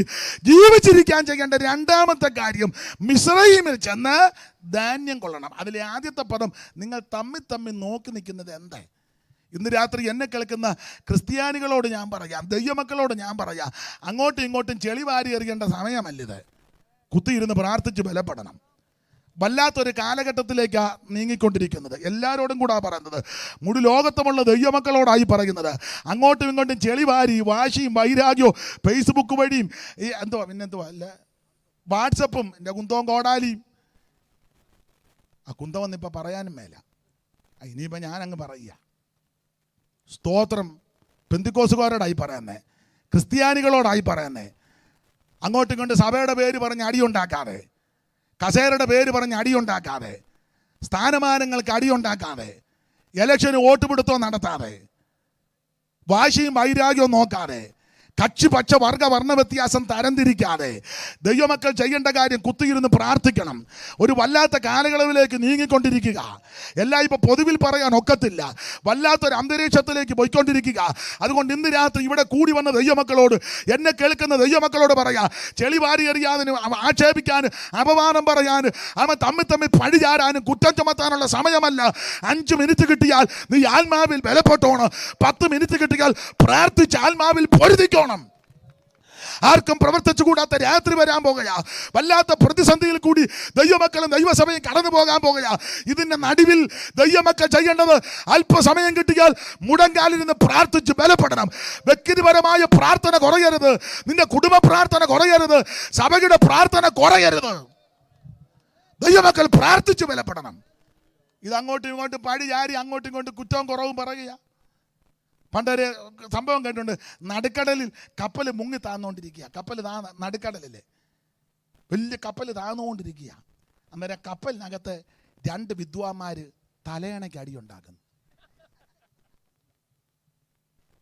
എനിക്ക് വന്ന് പെന്തിക്കോസുകാരാകാനാ സാധ്യത. തലയണയ്ക്ക് ഒരുത്തൻ പറഞ്ഞത് എൻ്റെ തലയണ ഇന്നലെ രാത്രി ഞാനാ വെച്ചേ. അവൻ പറഞ്ഞു ചുണയുണ്ടേ മേടിക്കാവോ എന്ന്. എടാ വിഡി, ഇത് മുഴുവൻ താന്നുകൊണ്ടിരിക്കുക. നിന്റെ തലയണ കട്ടിലൂടെ താഴുക. മനസ്സിലാകുന്നുണ്ടോ? മുമ്പേ ഒരു ചൊല്ലിയത് ഓർക്കുന്നില്ലോ, തവള മിന്തിനെ തപ്പിയതുപോലെ ഇത് മുഴുവൻ താന്നുകൊണ്ടിരിക്കുക. മൊത്തത്തിൽ പൂട്ട് വരുന്നതിന് മുന്നേ നീ പ്രാർത്ഥിച്ച് ബലപ്പെട്ടോണം. ഇപ്പം അത്രയൊക്കെ പറയാൻ ഒക്കുള്ളൂ. അതുകൊണ്ടാണ് പൂട്ട് വരുമ്പോൾ IPC ആണോ, ചർച്ചക്കോടാണോ, അസംബ്ലീസ് കോഡാണോ, ചാരോനാണോ, നെയ്യലാണോ, പെനിയലാണോ, അന്തർദേശീയമാണോ, ഇൻഡിപെൻഡൻ്റ് ആണോ, കല്ലുമലയാണോ, കുരിശുമലയാണോ, ഒരു മല അവർ നോക്കുകയല്ല. കാതും കടുത്തുമില്ലാത്ത നിന്നെ പിടികൂടും. മീശ പഠിച്ച നിന്നെ സൂക്ഷമായിട്ട് തരും. നീ അവിടെ പമ്മി ഇങ്ങനെ ചീസസ് എന്ന് പറഞ്ഞിരിക്കുമ്പോൾ നാവിക്കായിരിക്കും താങ്ങ് തരുന്നത് കൊച്ചുങ്ങൾ. അതുകൊണ്ട് ഞാൻ നല്ല ബുദ്ധി നിന്നോട് പറയാം, അങ്ങോട്ടും ഇങ്ങോട്ടും പഴി ചാരാതെ പ്രാർത്ഥിച്ച് ബലപ്പെട്ടോണം. സ്തോത്രം, സ്തോത്രം, സ്തോത്രം. ഇന്ന് രാത്രി മുഴു ലോകത്തോടുമായി പറയുന്നത്. സകല പെന്തിക്കോസ്, ഇപ്പോൾ ചിലരൊക്കെ അമേരിക്ക കുഴപ്പമില്ലെന്ന്, അവിടെയും കുഴപ്പം വരും. പേർഷ്യ എവിടാ കുഴപ്പം വരാത്ത? മുഴു ലോകത്തിനും കുഴപ്പം വരും. സ്തോത്രം. അങ്ങനെ ഈ പുസ്തകം പഠിപ്പിക്കുന്നത് ഒരു ഏരിയയിൽ മാത്രം കുഴപ്പം വരുമെന്നല്ല, അവൻ സകലയിടത്തും വട്ടം നിന്നെ പിടികൂടും. അങ്ങനെ പിടികൂടുന്നതിന് മുമ്പ് ദൈവമക്കൾ പ്രാർത്ഥിച്ച് ആത്മാവിൽ ബലപ്പെടണം. അതിനുള്ള സമയമാണ്. അതുകൊണ്ട് ഇന്ന് രാത്രി എന്നെ കേൾക്കുന്നവരോട് ഒന്നുകൂടെ പറയാ, സഭാ സ്പിരിറ്റ് പാടില്ല, കക്ഷിപക്ഷ വർഗ വർണ്ണവ്യത്യാസം പാടില്ല, അങ്ങോട്ടും ഇങ്ങോട്ടും അലോഗ്യമുണ്ടാക്കരുത്, അമ്മ ബോർഡ് കണ്ട് ഇളകരുത്, അമ്മ പ്രാർത്ഥിച്ച് ബലപ്പെടണം. യാക്കോബ് പറയാ, എടാ ക്ഷാമം കൊണ്ട് കൊടുമ്പിരിക്കൊള്ളുക, നിങ്ങൾ തമ്മിൽ എന്നാ നോക്കി നിൽക്കുന്നേ? ചർച്ചക്കോടാന്നോ? ഞങ്ങൾ ചർച്ചക്കോടാന്നേലും ഏതാ? തുലാത്ത ആദ്യത്തെ വെള്ളിടി നിന്റെ ഉച്ചിയിലായിരിക്കണം. അല്ല പിന്നെ എന്നെ മറുപടി പറയാനേ. എടാ അത് തപ്പണ്ട, നേരെ വാന്നോ ഇത്? നിങ്ങൾ IPC ആണോ? ഏത് സെൻറ്ററാ? എടാ നീ തലയണയ്ക്ക് അടി ഉണ്ടാക്കാതെ ബേബി. പറയാൻ മനസ്സിലാകുന്നുണ്ടോ? കപ്പൽ മൊത്തം താഴാൻ പോവുക. നിങ്ങളേതാ? ഞങ്ങൾ അസംബ്ലീസ് ഓഫ് ഗോഡ്. മലബാറാണോ മലയാളം ഡിസ്ട്രിക്റ്റ് ആണോ എന്ന്? പണ്ട് കോടതി കേസ് ചെന്ന് വേറൊരു മാസ്റ്റർ ഒരു ഡിസ്ട്രിക്റ്റ് അങ്ങ് രൂപീകരിച്ചു. അവസാനം കോടതി ചെന്നു. കോടതി മജിസ്ട്രേറ്റ് വിളിച്ചു, കാര്യങ്ങളെ ചോദിച്ചു, എന്നാ നിങ്ങളുടെ വിഷയം? കാര്യം അപ്പം പ്രതിഭാഗം വാദിഭാഗം വക്കീൽ. അപ്പോൾ പറഞ്ഞു, എൻ്റെ ഡിസ്ട്രിക്റ്റ് കയറി ഇവൻ വേറെ ഡിസ്ട്രിക്റ്റ് ഉണ്ടാക്കി. മജിസ്ട്രേറ്റ് പുള്ളി അന്തം വിട്ടുപോയി. പുള്ളി ചോദിച്ചു, നിങ്ങളെവിടാ? ഞാൻ കായംകുളം ഡിസ്ട്രിക്റ്റ്. അങ്ങനെ ഒരു ഡിസ്ട്രിക്റ്റ് ഇല്ലല്ലോ. തിരുവനന്തപുരം ഡിസ്ട്രിക്റ്റ്, കൊല്ലം ഡിസ്ട്രിക്റ്റ്, പത്തനംതിട്ട ഡിസ്ട്രിക്റ്റ് ഒക്കെ നാട് കാലത്തെ district, Kottayam district, Idukki district, Ernakulam district, Alappuzha district, Thrissur, Palakkad, Kozhikode, Malappuram, Kasaragod, Kannur. നിന്നോട് ആര് പറഞ്ഞ് കായംകുളം ഡിസ്ട്രിക്റ്റ് ഉണ്ടാക്കാൻ?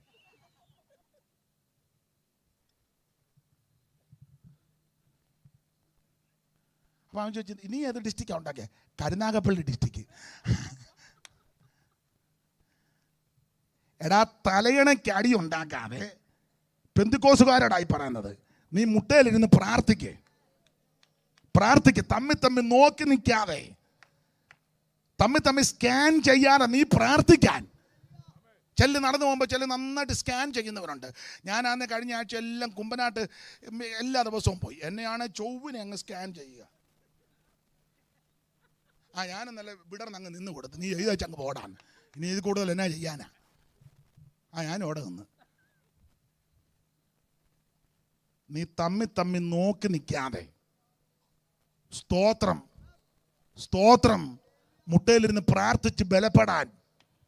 ഇത് തമ്മിൽ ആക്ഷേപിക്കേണ്ട, അപവാദം പറയേണ്ട, ചെളിവാരി എറിയേണ്ട സമയമല്ല. ദൈവമക്കളോടായി പറയുന്നത്, പ്രാർത്ഥിച്ച് ബലപ്പെട്.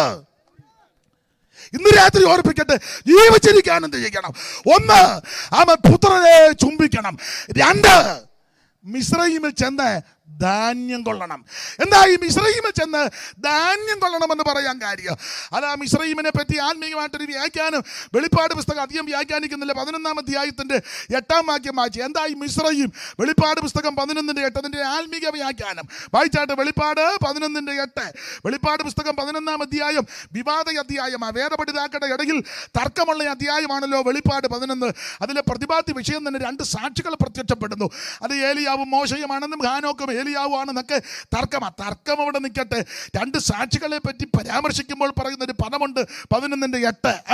അവരുടെ കർത്താവ് ക്രൂശിക്കപ്പെട്ടതും അവരുടെ കർത്താവ് ക്രൂശിക്കപ്പെട്ടതും ആത്മീകമായി സോദോമെന്നും ആ മിസ്രൈമെന്നും പേരുള്ളതുമായ ആത്മീകമായി സോലോമെന്നും മിസ്രയീമെന്നും പേരുള്ളതുമായ മഹാനഗരത്തിന്റെ വീതിയിൽ അവരുടെ ശവം കിടക്കും. ആ സകല വംശക്കാരും ഗോത്രക്കാരും ഭാഷക്കാരും ആ ജാതിക്കാരും അവരുടെ ശവം 3.5 ദിവസം കാണും. അപ്പോൾ ആത്മീകമായി മിസ്രയീമെന്നും സൊലോമോനും പേരുള്ളതുമായ മഹാനഗരത്തിന്റെ വീതികളിൽ അവരുടെ ശവം കിടക്കും. ആത്മീകമായി മിസ്രയീം. ആ മിസ്രയീമിന്റെ പ്രത്യേകത അവിടെ എഴുതി വച്ചിരിക്കുന്നത് അവരുടെ കർത്താവ് ക്രൂശിക്കപ്പെട്ട ഇടമാണ്. അവരുടെ കർത്താവ് അങ്ങനെയല്ല എഴുതിയേക്കുന്നത്, അവരുടെ കർത്താവ് ക്രൂശിക്കപ്പെട്ടതും. അപ്പൊ അവരുടെ കർത്താവ് ക്രൂശിക്കപ്പെട്ട ഇടം, ആ സ്ഥലത്തിന് ഇവിടെ കൊടുത്തിരിക്കുന്ന പ്രയോഗമാണ് ആത്മീകമായി മിസ്രയീം. അങ്ങനെയെങ്കിൽ ഇന്ന് രാത്രി നമ്മുടെ വിഷയത്തോടുള്ള ബന്ധത്തിൽ മിസ്രയീമിൽ ചെന്ന് ധാന്യം കൊള്ളണം. എന്തിന്? ജീവിച്ചിരിക്കാൻ. എന്തുവാ മിസ്രയീം? അവരുടെ കർത്താവ് ക്രൂശിക്കപ്പെട്ട ഇടം. അങ്ങനെയെങ്കിൽ ഇന്ന് രാത്രി ഒരു ചിന്ത പറയാ, ജീവിച്ചിരിക്കാൻ ചെയ്യേണ്ട രണ്ടാമത്തെ കാര്യം, ക്രൂശിന്റെ ചുവട്ടിൽ വന്ന് യേശുവിനെ രക്ഷകനായി സ്വീകരിച്ച് നീ മുൻപോട്ട് പോയാൽ നിനക്ക് ജീവിച്ചിരിക്കാം. ഇന്ന് രാത്രി ജീവിച്ചിരിക്കാനുള്ള മാർഗമാ ക്രൂശിന്റെ ചുവട്ടിൽ വന്ന് ഏറ്റുപറ, യേശുവേ ഞാനൊരു പാപിയാ, യേശുവേ ഞാനൊരു ക്രമം കെട്ടവനാ, യേശുവേ ഞാനൊരു ദോഷിയാ, യേശുവേ ഞാനൊരു ഭോഷനാ, ഞാനൊരു മഹാപാപിയാ. ഇന്ന് രാത്രി മനുഷ്യവർഗത്തിന്റെ പാപത്തിന്റെ പരിഹാരത്തിനാണല്ലോ അവിടുന്ന് പങ്കപ്പാട് സഹിച്ചത്. മുൾക്കിരീടധാരിയായി, മുഖത്തെ രോമമെല്ലാം പിടിതെടുക്കപ്പെട്ടവനായി, കണ്ടാൽ ആളല്ലെന്ന് തോന്നുമാറ് ചാട്ടവാറിന്റെ ഘോരമായ പ്രകടമേറ്റ് മുൾക്കിരീടധാരിയായി കോലുകൊണ്ട് തലയിൽ അടിച്ചപ്പോൾ മുള്ള് അകത്തോട്ടിറങ്ങി. ചരിത്രം പറഞ്ഞത് കണ്ണ് വെളിയിലോട്ട് ഉന്തി വന്നു. ആമ മുതുക സങ്കീർത്തനക്കാരൻ പറയുക ഉടവജാല് പോലെ നീളത്ത് കീറി. ആമേ രോമൻ കത്തിരിക്കുന്ന ഇടയിൽ മിണ്ടാതിരിക്കുന്ന കുഞ്ഞാടിനെ പോലെ അവിടുത്തെ താഴ്ചയിൽ ന്യായം കിട്ടാതെ വന്നു. ആമൻ മുഖത്ത് കാർക്കച്ച് തുപ്പലേറ്റ് മുട്ടി ചുരുട്ടിയുള്ള ആമൻ ആ പ്രകരമേറ്റ് കണ്ണ് മൂടിക്കെട്ടി അവിടുത്തെ കന്നത്തടിച്ചു. ഈ പങ്കപ്പാടുകളെല്ലാം സഹിച്ചത് അവിടുത്തെ രക്തം നമുക്ക് വേണ്ടി ചിന്തി. ഇന്ന് രാത്രി ഒടുവിൽ കാൽവറിയുടെ കൊലമരത്തിൽ 2 ദുഷ്പ്രവർത്തിക്കാണ് നടുവിൽ ഇരുമ്പാടുകളിൽ തൂങ്ങപ്പെട്ട് കിടക്കുന്ന യേശു ക്രിസ്തു എന്തിന് ഞാനും നീയും അനുഭവിക്കേണ്ട പങ്കപ്പാടുകൾ, വേദനകളും ശാപങ്ങളും ദോഷങ്ങളും നമുക്ക് വേണ്ടി അവിടുന്ന് സഹിച്ചു. ശാപ മരത്തിൽ തൂങ്ങിയ മാനുവേല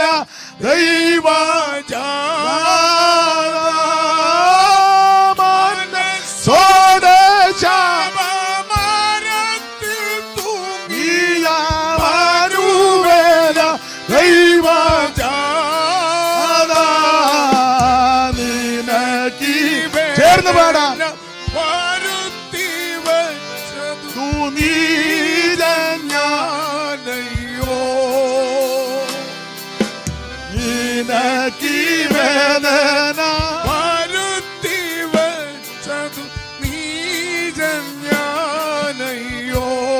ഇന്ന് രാത്രി കാൽവറിയിലേക്ക് കൺകളുയർത്ത് എന്റെ ഇന്നിന്റെ ഈ ശാപം മാറ്റുവാൻ, സകല പാപവും പരിഹരിക്കുവാൻ നമുക്ക് വേണ്ടി ജീവനെ തന്നവൻ, നമുക്ക് വേണ്ടി രക്തം ചിന്തിക്കവൻ, നമുക്ക് വേണ്ടി തന്റെ ശരീരം മുറുക്കപ്പെട്ടല്ലോ. ഇന്ന് രാത്രി കാൽവറിയിലേക്ക് കൺകളുയർത്തി ക്രൂശിന്റെ ചുവട്ടിൽ നീ വന്ന് ഇന്ന് രാത്രി വചനമേറ്റെടുത്താൽ നിനക്ക് ജീവിച്ചിരിക്കാം, നിത്യജീവൻ കിട്ടും. ഞാൻ സമയത്തെ ഭയപ്പെടുന്ന കൊണ്ട് വാക്കുകൾ അങ്ങ് നിർത്തുക, ദീർഘമാക്കുന്നില്ല. ജീവിച്ചിരിക്കാൻ എന്ത് ചെയ്യണം? 1, പുത്രനെ ചുംബിക്കണം. 2, ക്രൂശിന്റെ ചുവട്ടിൽ വന്ന് യേശുവിനെ രക്ഷിതാവായി സ്വീകരിക്കണം. പാരമ്പര്യം ഒന്നും പറഞ്ഞാൽ രക്ഷപ്പെടുകയല്ല. ഞാൻ പെന്തിക്കോസില, എൻ്റെ അപ്പച്ചൻ പാസ്റ്റർ, വല്യപ്പച്ചൻ മൂപ്പന, ഞങ്ങളുടെ വീട്ടിലാ ഹാളിരിക്കുന്നത്. അതൊക്കെ നല്ല കാര്യം. ഇപ്പം കറങ്ങുന്ന ഫാൻ എൻ്റെ മോൻ മേടിച്ച് കൊടുത്തതാ, സ്ഥലം ഞങ്ങൾ കൊടുത്തതാ, കുരിശും തൊട്ടി ഞങ്ങളുടെ പുരയിടത്തിലാ, ഈ പള്ളി അയ്യോ ഞങ്ങളുടെ പള്ളി, അതൊക്കെ ഞാൻ എതിർക്കുന്നില്ല. ഞങ്ങൾ ഏത് കുടുംബമാണെന്നറിയാമോ? അത് നല്ല കാര്യം, അതെല്ലാം നല്ലതാ. പക്ഷെ സ്വർഗത്തിൽ പോവുകയല്ല. പാപ്പച്ച, സ്വർഗത്തിൽ പോകണമെങ്കിൽ ക്രൂശിൻ്റെ ചുവട്ടിൽ വന്ന് യേശു ക്രിസ്തുവിനെ രക്ഷിതാവായി സ്വീകരിക്കണം. തോമാസ് ലീഗ ഇവിടെ വന്നു, അതിനെന്നെ സ്വർഗത്തിൽ പോവുകയില്ല. സ്വർഗത്തിൽ പോകണമെങ്കിൽ യേശുവിനെ രക്ഷിതാവായി സ്വീകരിക്കണം. നിന്റെ പേര് ജീവൻ്റെ പുസ്തകത്തിൽ എഴുതണം. അതിനാണ് ഇന്ന് രാത്രിയിൽ യോഗം വെച്ചത്. ഇന്ന് രാത്രി ജീവിച്ചിരിക്കാൻ 2 ക്രൂശിൻ്റെ ചുവട്ടിൽ വന്ന് യേശുവിനെ രക്ഷകനായി സ്വീകരിക്കണം. ഒരു കാര്യം കൂടെ പറഞ്ഞ് വാക്കങ്ങ് നിർത്താം. വേറെയും കാര്യങ്ങളുണ്ടെങ്കിലും ആവശ്യമുള്ളത് ഇത് മതി. ഇനി പിറകാലെ വരുന്നവർ അതിൻ്റെ കാര്യങ്ങൾ പറയും. ജീവിച്ചിരിക്കാൻ 3 എന്തോ ചെയ്യണം. വായിച്ചേ. എഫീസ്യ ലേഖനം 6-ാം അധ്യായത്തിൻ്റെ 1-2. അത് പറയാതിരിക്കാൻ ഒക്കത്തില്ല. അതുകൊണ്ട് അങ്ങ് വായിച്ച് നമുക്ക് 1-2 കാര്യം പറഞ്ഞങ്ങ് പിരിയാം. എഫീസ്യ ലേഖനം 6-ാം അധ്യായത്തിൻ്റെ 1-2. മക്കളെ, നിങ്ങളുടെ അമ്മയപ്പന്മാരെ കർത്താവിൽ അനുസരിപ്പീൻ. അത് ന്യായമല്ലോ. നിനക്ക് നന്മയുണ്ടാകുവാനും നീ ഭൂമിയിൽ ദീർഘായുസ്സോടിരിപ്പാൻ നീ ഭൂമിയിൽ ദീർഘായുസ്സോടിരിപ്പാൻ നിന്റെ അപ്പനെയും നിന്റെ അപ്പനെയും അമ്മയെ ബഹുമാനിക്കാം. മൂന്നാമത്തെ ചിന്ത, ജീവിച്ചിരിക്കാൻ എന്തോ ചെയ്യണം. എൻ്റെ ഭാഷയെ പറഞ്ഞാൽ മാതാപിതാക്കളെ ബഹുമാനിക്കണം, മാതാപിതാക്കളെ ശുശ്രൂഷിക്കണം, മാതാപിതാക്കളെ ആദരിക്കണം. അല്ലാതെ സഭാഗോള് പണിത് കൊടുത്തത് കൊണ്ടോ യോഗം നടത്തിയത് കൊണ്ടോ ക്രൂസൈഡ് വെച്ചത് കൊണ്ടോ അതൊക്കെ നല്ല കാര്യമാണ്. പരസ്യോഗം, മുട്ടിന് അങ്ങ് പരസ്യോഗമാണ്, അത് നല്ല കാര്യം. ലഘുലേഖ, തമ്പിയുടെ ഹൃദയം. അടുത്ത പുള്ളി തകരുന്ന കപ്പൽ. അവൻ്റെ വീടാകെ തകർന്നിരിക്കുക. തന്തയും തള്ളയും വെള്ളം കുടിക്കാതെ തകർന്ന് പരുവക്കേടാ. എന്നാലും ഇവൻ അപ്പറെ കൊണ്ട് തകരുന്ന കപ്പൽ. സ്തോത്രം. ഇതൊക്കെ നല്ലതാണ്. ലഘുലേഖ കൊടുക്കുന്ന നല്ലതാ, പരസ്യോഗം നല്ലതാ, കൺവെൻഷനിൽ പ്രസംഗിക്കുന്ന നല്ലതാ, സഭാകാളിൽ പോകുന്ന നല്ലതാ, സഭാകോള് പണിത് കൊടുക്കുന്നത് നല്ലതാ. പക്ഷേ ജീവിച്ചിരിക്കാൻ ചെയ്യേണ്ടത് മാതാപിതാക്കളെ ബഹുമാനിക്കണം. ഞാൻ എപ്പോഴും പറയും, 10 മാസം നൊന്ത് വേദനിച്ച് പ്രസവിച്ച അമ്മ ദുഃഖിക്കരുത്. പ്രായമുള്ള അമ്മമാരാ അപാകതകളൊക്കെ കാണും. പഴയ ആൾക്കാരില്ലേ, അതിൻ്റെ മൂശാട്ടത്തരമൊക്കെ കാണും. ചിലതിന് നല്ല മൂശാട്ടമുള്ളത് കൊണ്ട്. എന്നാലും അങ്ങ് സഹിക്ക്. ഞാനെപ്പോഴും പറയും, ഇരുന്നിടത്തോളം കാലം ഇനി ഇരിക്കുകയല്ലോ, ഇരുന്നിടത്തോളം കാലം ഇനി ഇരിക്കുകയില്ല. അപ്പോൾ അത് ഇരിപ്പൊക്കെ കണ്ടാൽ ഇനി ഒരു ചിരഞ്ജീവിയായിട്ടിരിക്കുമെന്നും പറഞ്ഞൊക്കെയാണ് ഇരിക്കുന്നത്. ചിലരുടെ ഇരിപ്പ് കണ്ടാൽ നേരം വെളുപ്പിക്കുകയില്ലെന്നും പറഞ്ഞാൽ ഒരു ദോഷവും വരാതിരിക്കട്ടെ. അപ്പം ഞാൻ പറഞ്ഞതിൻ്റെ സാരം, മാതാപിതാക്കളെ ബഹുമാനിക്കണം, വൃദ്ധസദനത്തെ വിടരുത്, അനാഥാലയത്തെ വിടരുത്, അപ്പനെ അമ്മയും ബഹുമാനിക്കണം, അപ്പനെ അമ്മയെ ശുശ്രൂഷിക്കണം. ചിലപ്പോൾ മുള കുടച്ചതേ ഉള്ളൂ, മതി, അത് സമയത്ത് കൊടുക്കണം. ചൂടുകഞ്ഞി നമുക്ക് സാഹചര്യം അത് ചൂടുകഞ്ഞിയേ ഉള്ളൂ, മതി, അത് സമയത്ത് കൊടുക്കണം. അനിച്ചക്കഞ്ഞി കോഴി പ്ലാവല കൂട്ടി വെച്ച് കൊടുക്കരുത്. പെട്ടെന്ന് ബാധർക്ക് എനിക്ക് യോഗത്തിന് പോകേണ്ടതാണ്. അനിച്ചക്കഞ്ഞി നീ 5-6 ആഴ്ച കൊടുക്കണ്ടല്ലോ, വള്ളയുടെ തൊണ്ടയെല്ലാം പൊള്ളി. മാതാപിതാക്കളെ ബഹുമാനിക്കണം. പണ്ട് കേട്ടിട്ടുണ്ട് ചിലർ ഈ എന്തുവാ കൃത്രിമം കാണിക്കുന്നുണ്ട്. പണ്ട് ഭർത്താവും ഭാര്യയും ജീവിക്കാൻ അമ്മയുണ്ട്. അപ്പം ഭർത്താവ് രാവിലെ വീട്ടിൽ നിന്ന് പോകും ജോലിക്ക്, പ്രാരാബ്ധമാണ്. അർദ്ധരാത്രിയിലായി വരുന്നത്. പിള്ളേരെയും ഭാര്യയും അമ്മയൊക്കെ സന്ധിക്കണ്ടേ. അപ്പോൾ ഈ തള്ള ഭാര്യ അമ്മയ്ക്കൊന്നും കൊടുക്കുകയില്ല. അപ്പോൾ ഭർത്താവ് തിരക്കില്ല, ഒത്തിരി ക്ഷീണിതനായിട്ടാണ് വരുന്നത്. ഭർത്താവ് വന്ന് ചോദിക്കും, എടി അമ്മ വല്ലതും കഴിച്ചോ? അമ്മയ്ക്കൊന്നും വേണ്ട, എന്തോ ചോദിച്ചാലും വേണ്ട എന്നാണ് പറയുന്നത്. ഇത് മിക്ക ദിവസവും കേൾക്കുന്നുണ്ടോ? അപ്പോൾ അവന് ഓർത്തും വേണ്ടാഞ്ഞിട്ടായിരിക്കും, തിരക്കാ. പിന്നെ ഒരു ദിവസം ഇവന് ഡൗട്ട് ചോദിച്ചെടി അമ്മയ്ക്ക് വല്ലതും കൊടുത്തോ? യോ, അമ്മയ്ക്ക് എന്നാ ചോദിച്ചാലും വേണ്ടെന്നാ. കേൾക്കണോ? ഉടനെ ഓടി അമ്മയുടെ മുറി. പുള്ളി കട്ടം കുടിച്ചുകൊണ്ടിരിക്കുക.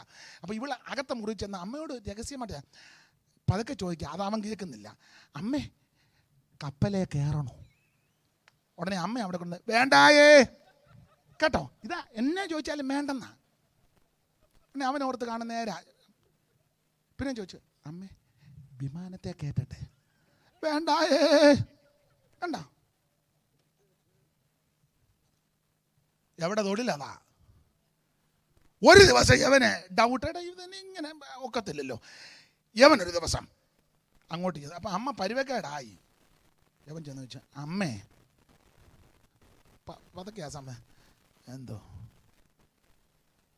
അമ്മയ്ക്ക് എന്തുവാ വേണ്ടത്? അങ്ങനെ ചെറിയ ചൂട് കഞ്ഞി കിട്ടിയാൽ കൊള്ളാം. മനസ്സിലാകുന്നുണ്ടോ? ഇപ്പം അത്രയോ പറയുന്നുള്ളൂ. മാതാപിതാക്കളെ ശുശ്രൂഷിക്കണം, മാതാപിതാക്കളെ ബഹുമാനിക്കണം. 10 മാസം നൊന്ത് വേദനിച്ച് പ്രസവിച്ച് നിന്നെ വളർത്തിയ അമ്മ ദുഃഖിക്കരുത്.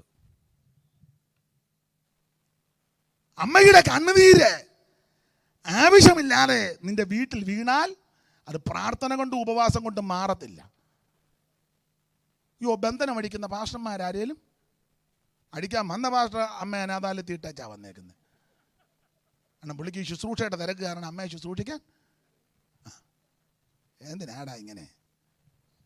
ശുശ്രൂഷ അല്പം കുറവാണെങ്കിലും മാതാപിതാക്കളെ ശുശ്രൂഷിക്ക്, അവരെ ബഹുമാനിക്ക്, അവരെ ആദരിക്ക്. പുസ്തകം പഠിപ്പിക്കുന്നത് അവൻ നന്മയുടെ വഴി ദൈവം തുറക്കും. നിനക്ക് നന്മയുണ്ടാകുവാനും നീ ഭൂമിയിൽ ദീർഘായുസ്സോടിരിപ്പാൻ അപ്പനെയും അമ്മയും ബഹുമാനിക്കണം. ഇന്ന് രാത്രി മാതാപിതാക്കളെ ആദരിച്ചാൽ, ശുശ്രൂഷിച്ചാൽ, ബഹുമാനിച്ചാൽ നിനക്ക് ദീർഘായുസ്സോ ജീവിച്ചിരിക്കും. സ്തോത്രം. ജീവിച്ചിരിക്കാൻ 1 പുത്രനെ ചുംബിക്കണം. 2 ജീവിച്ചിരിക്കാൻ ആമേൻ സ്തോത്രം ക്രൂശിന്റെ ചുവട്ടിൽ വന്ന് യേശുവിനെ രക്ഷിതാവായി സ്വീകരിക്കണം. 3 ജീവിച്ചിരിക്കാൻ മാതാപിതാക്കളെ ബഹുമാനിക്കുകയും ശുശ്രൂഷിക്കുകയും ചെയ്യണം. ആമോസിന്റെ പ്രവചനം വായിക്കണ്ട, 5:4 ജീവിച്ചിരിക്കാൻ ദൈവത്തിൻ്റെ വചനം കേൾക്കണം. എന്തുവാ ദൈവത്തിൻ്റെ വചനം?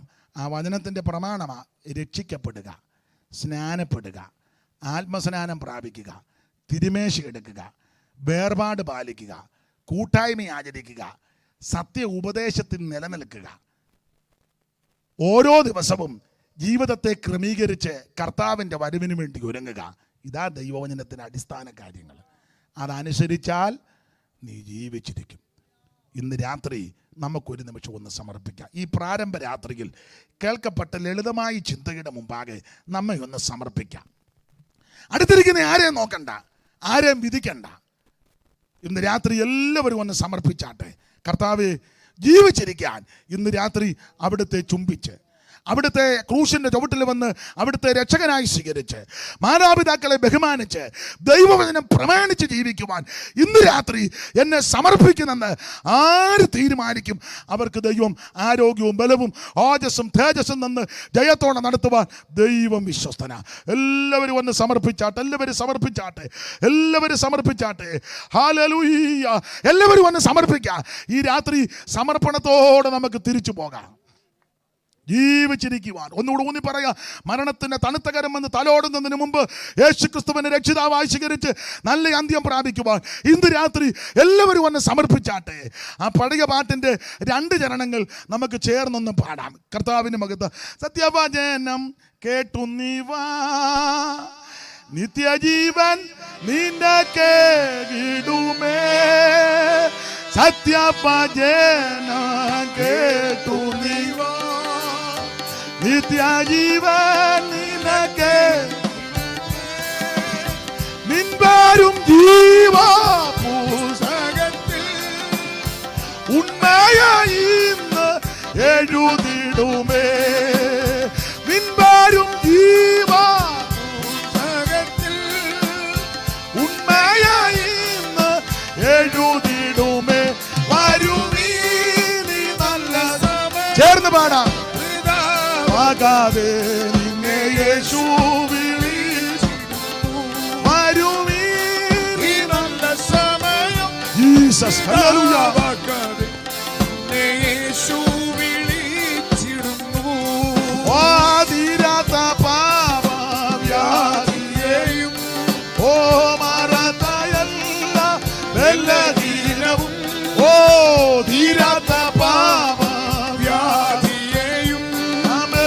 മാറാത്ത എല്ലാ ബലഹീനവും ഓരോ കുരിശിൽ ചുമന്നു നിന്നെ സൗഖ്യമാക്കിയത നടിപ്പിണരാൽ. ഓരോ കുരിശിൽ ചുമന്നു നിന്നെ സൗഖ്യമാക്കിയത നടിപ്പിണരാൽ. വരുവീ നീ നല്ല സമയം. വൃഥാവാക്കാതെ നിന്നെ യേശു വിളിച്ചിടുന്നു. വരുവീ നീ നല്ല സമയം. ഹല്ലേലൂയ. വൃഥാവാക്കാതെ നിന്നെ യേശു വിളിച്ചിടുന്നു. ഇന്ന് രാത്രി കേൾക്കപ്പെട്ട ദൈവത്തിന്റെ വചനത്തിന് മുമ്പാകെ സമർപ്പിക്കുവാൻ താല്പര്യമുള്ള പ്രിയപ്പെട്ടവർ എന്നോട് ചേർന്ന് ഒരു വാക്ക് ഒന്ന് സമർപ്പണത്തോടെ പ്രാർത്ഥിച്ചാട്ടെ. യേശുവേ, ഇന്ന് രാത്രി എന്നെ രക്ഷിക്കണം. ജീവിച്ചിരിക്കുവാൻ അവിടുത്തെ ചുംബിച്ച് അവിടുത്തെ ക്രൂശിന്റെ ചുവട്ടിൽ വന്ന് അവിടുത്തെ രക്ഷകനായി സ്വീകരിച്ച്, മാതാപിതാക്കളെ ബഹുമാനിച്ച്, ദൈവവചനം അനുസരിച്ച് ജീവിക്കുവാൻ ഇന്ന് രാത്രി എന്നെ സമർപ്പിക്കുന്നു. എന്നെ രക്ഷിക്കണം, ആരോഗ്യം നൽകണം, ജീവിച്ചിരിക്കുവാൻ കൃപ നൽകണമേ. ആമേൻ.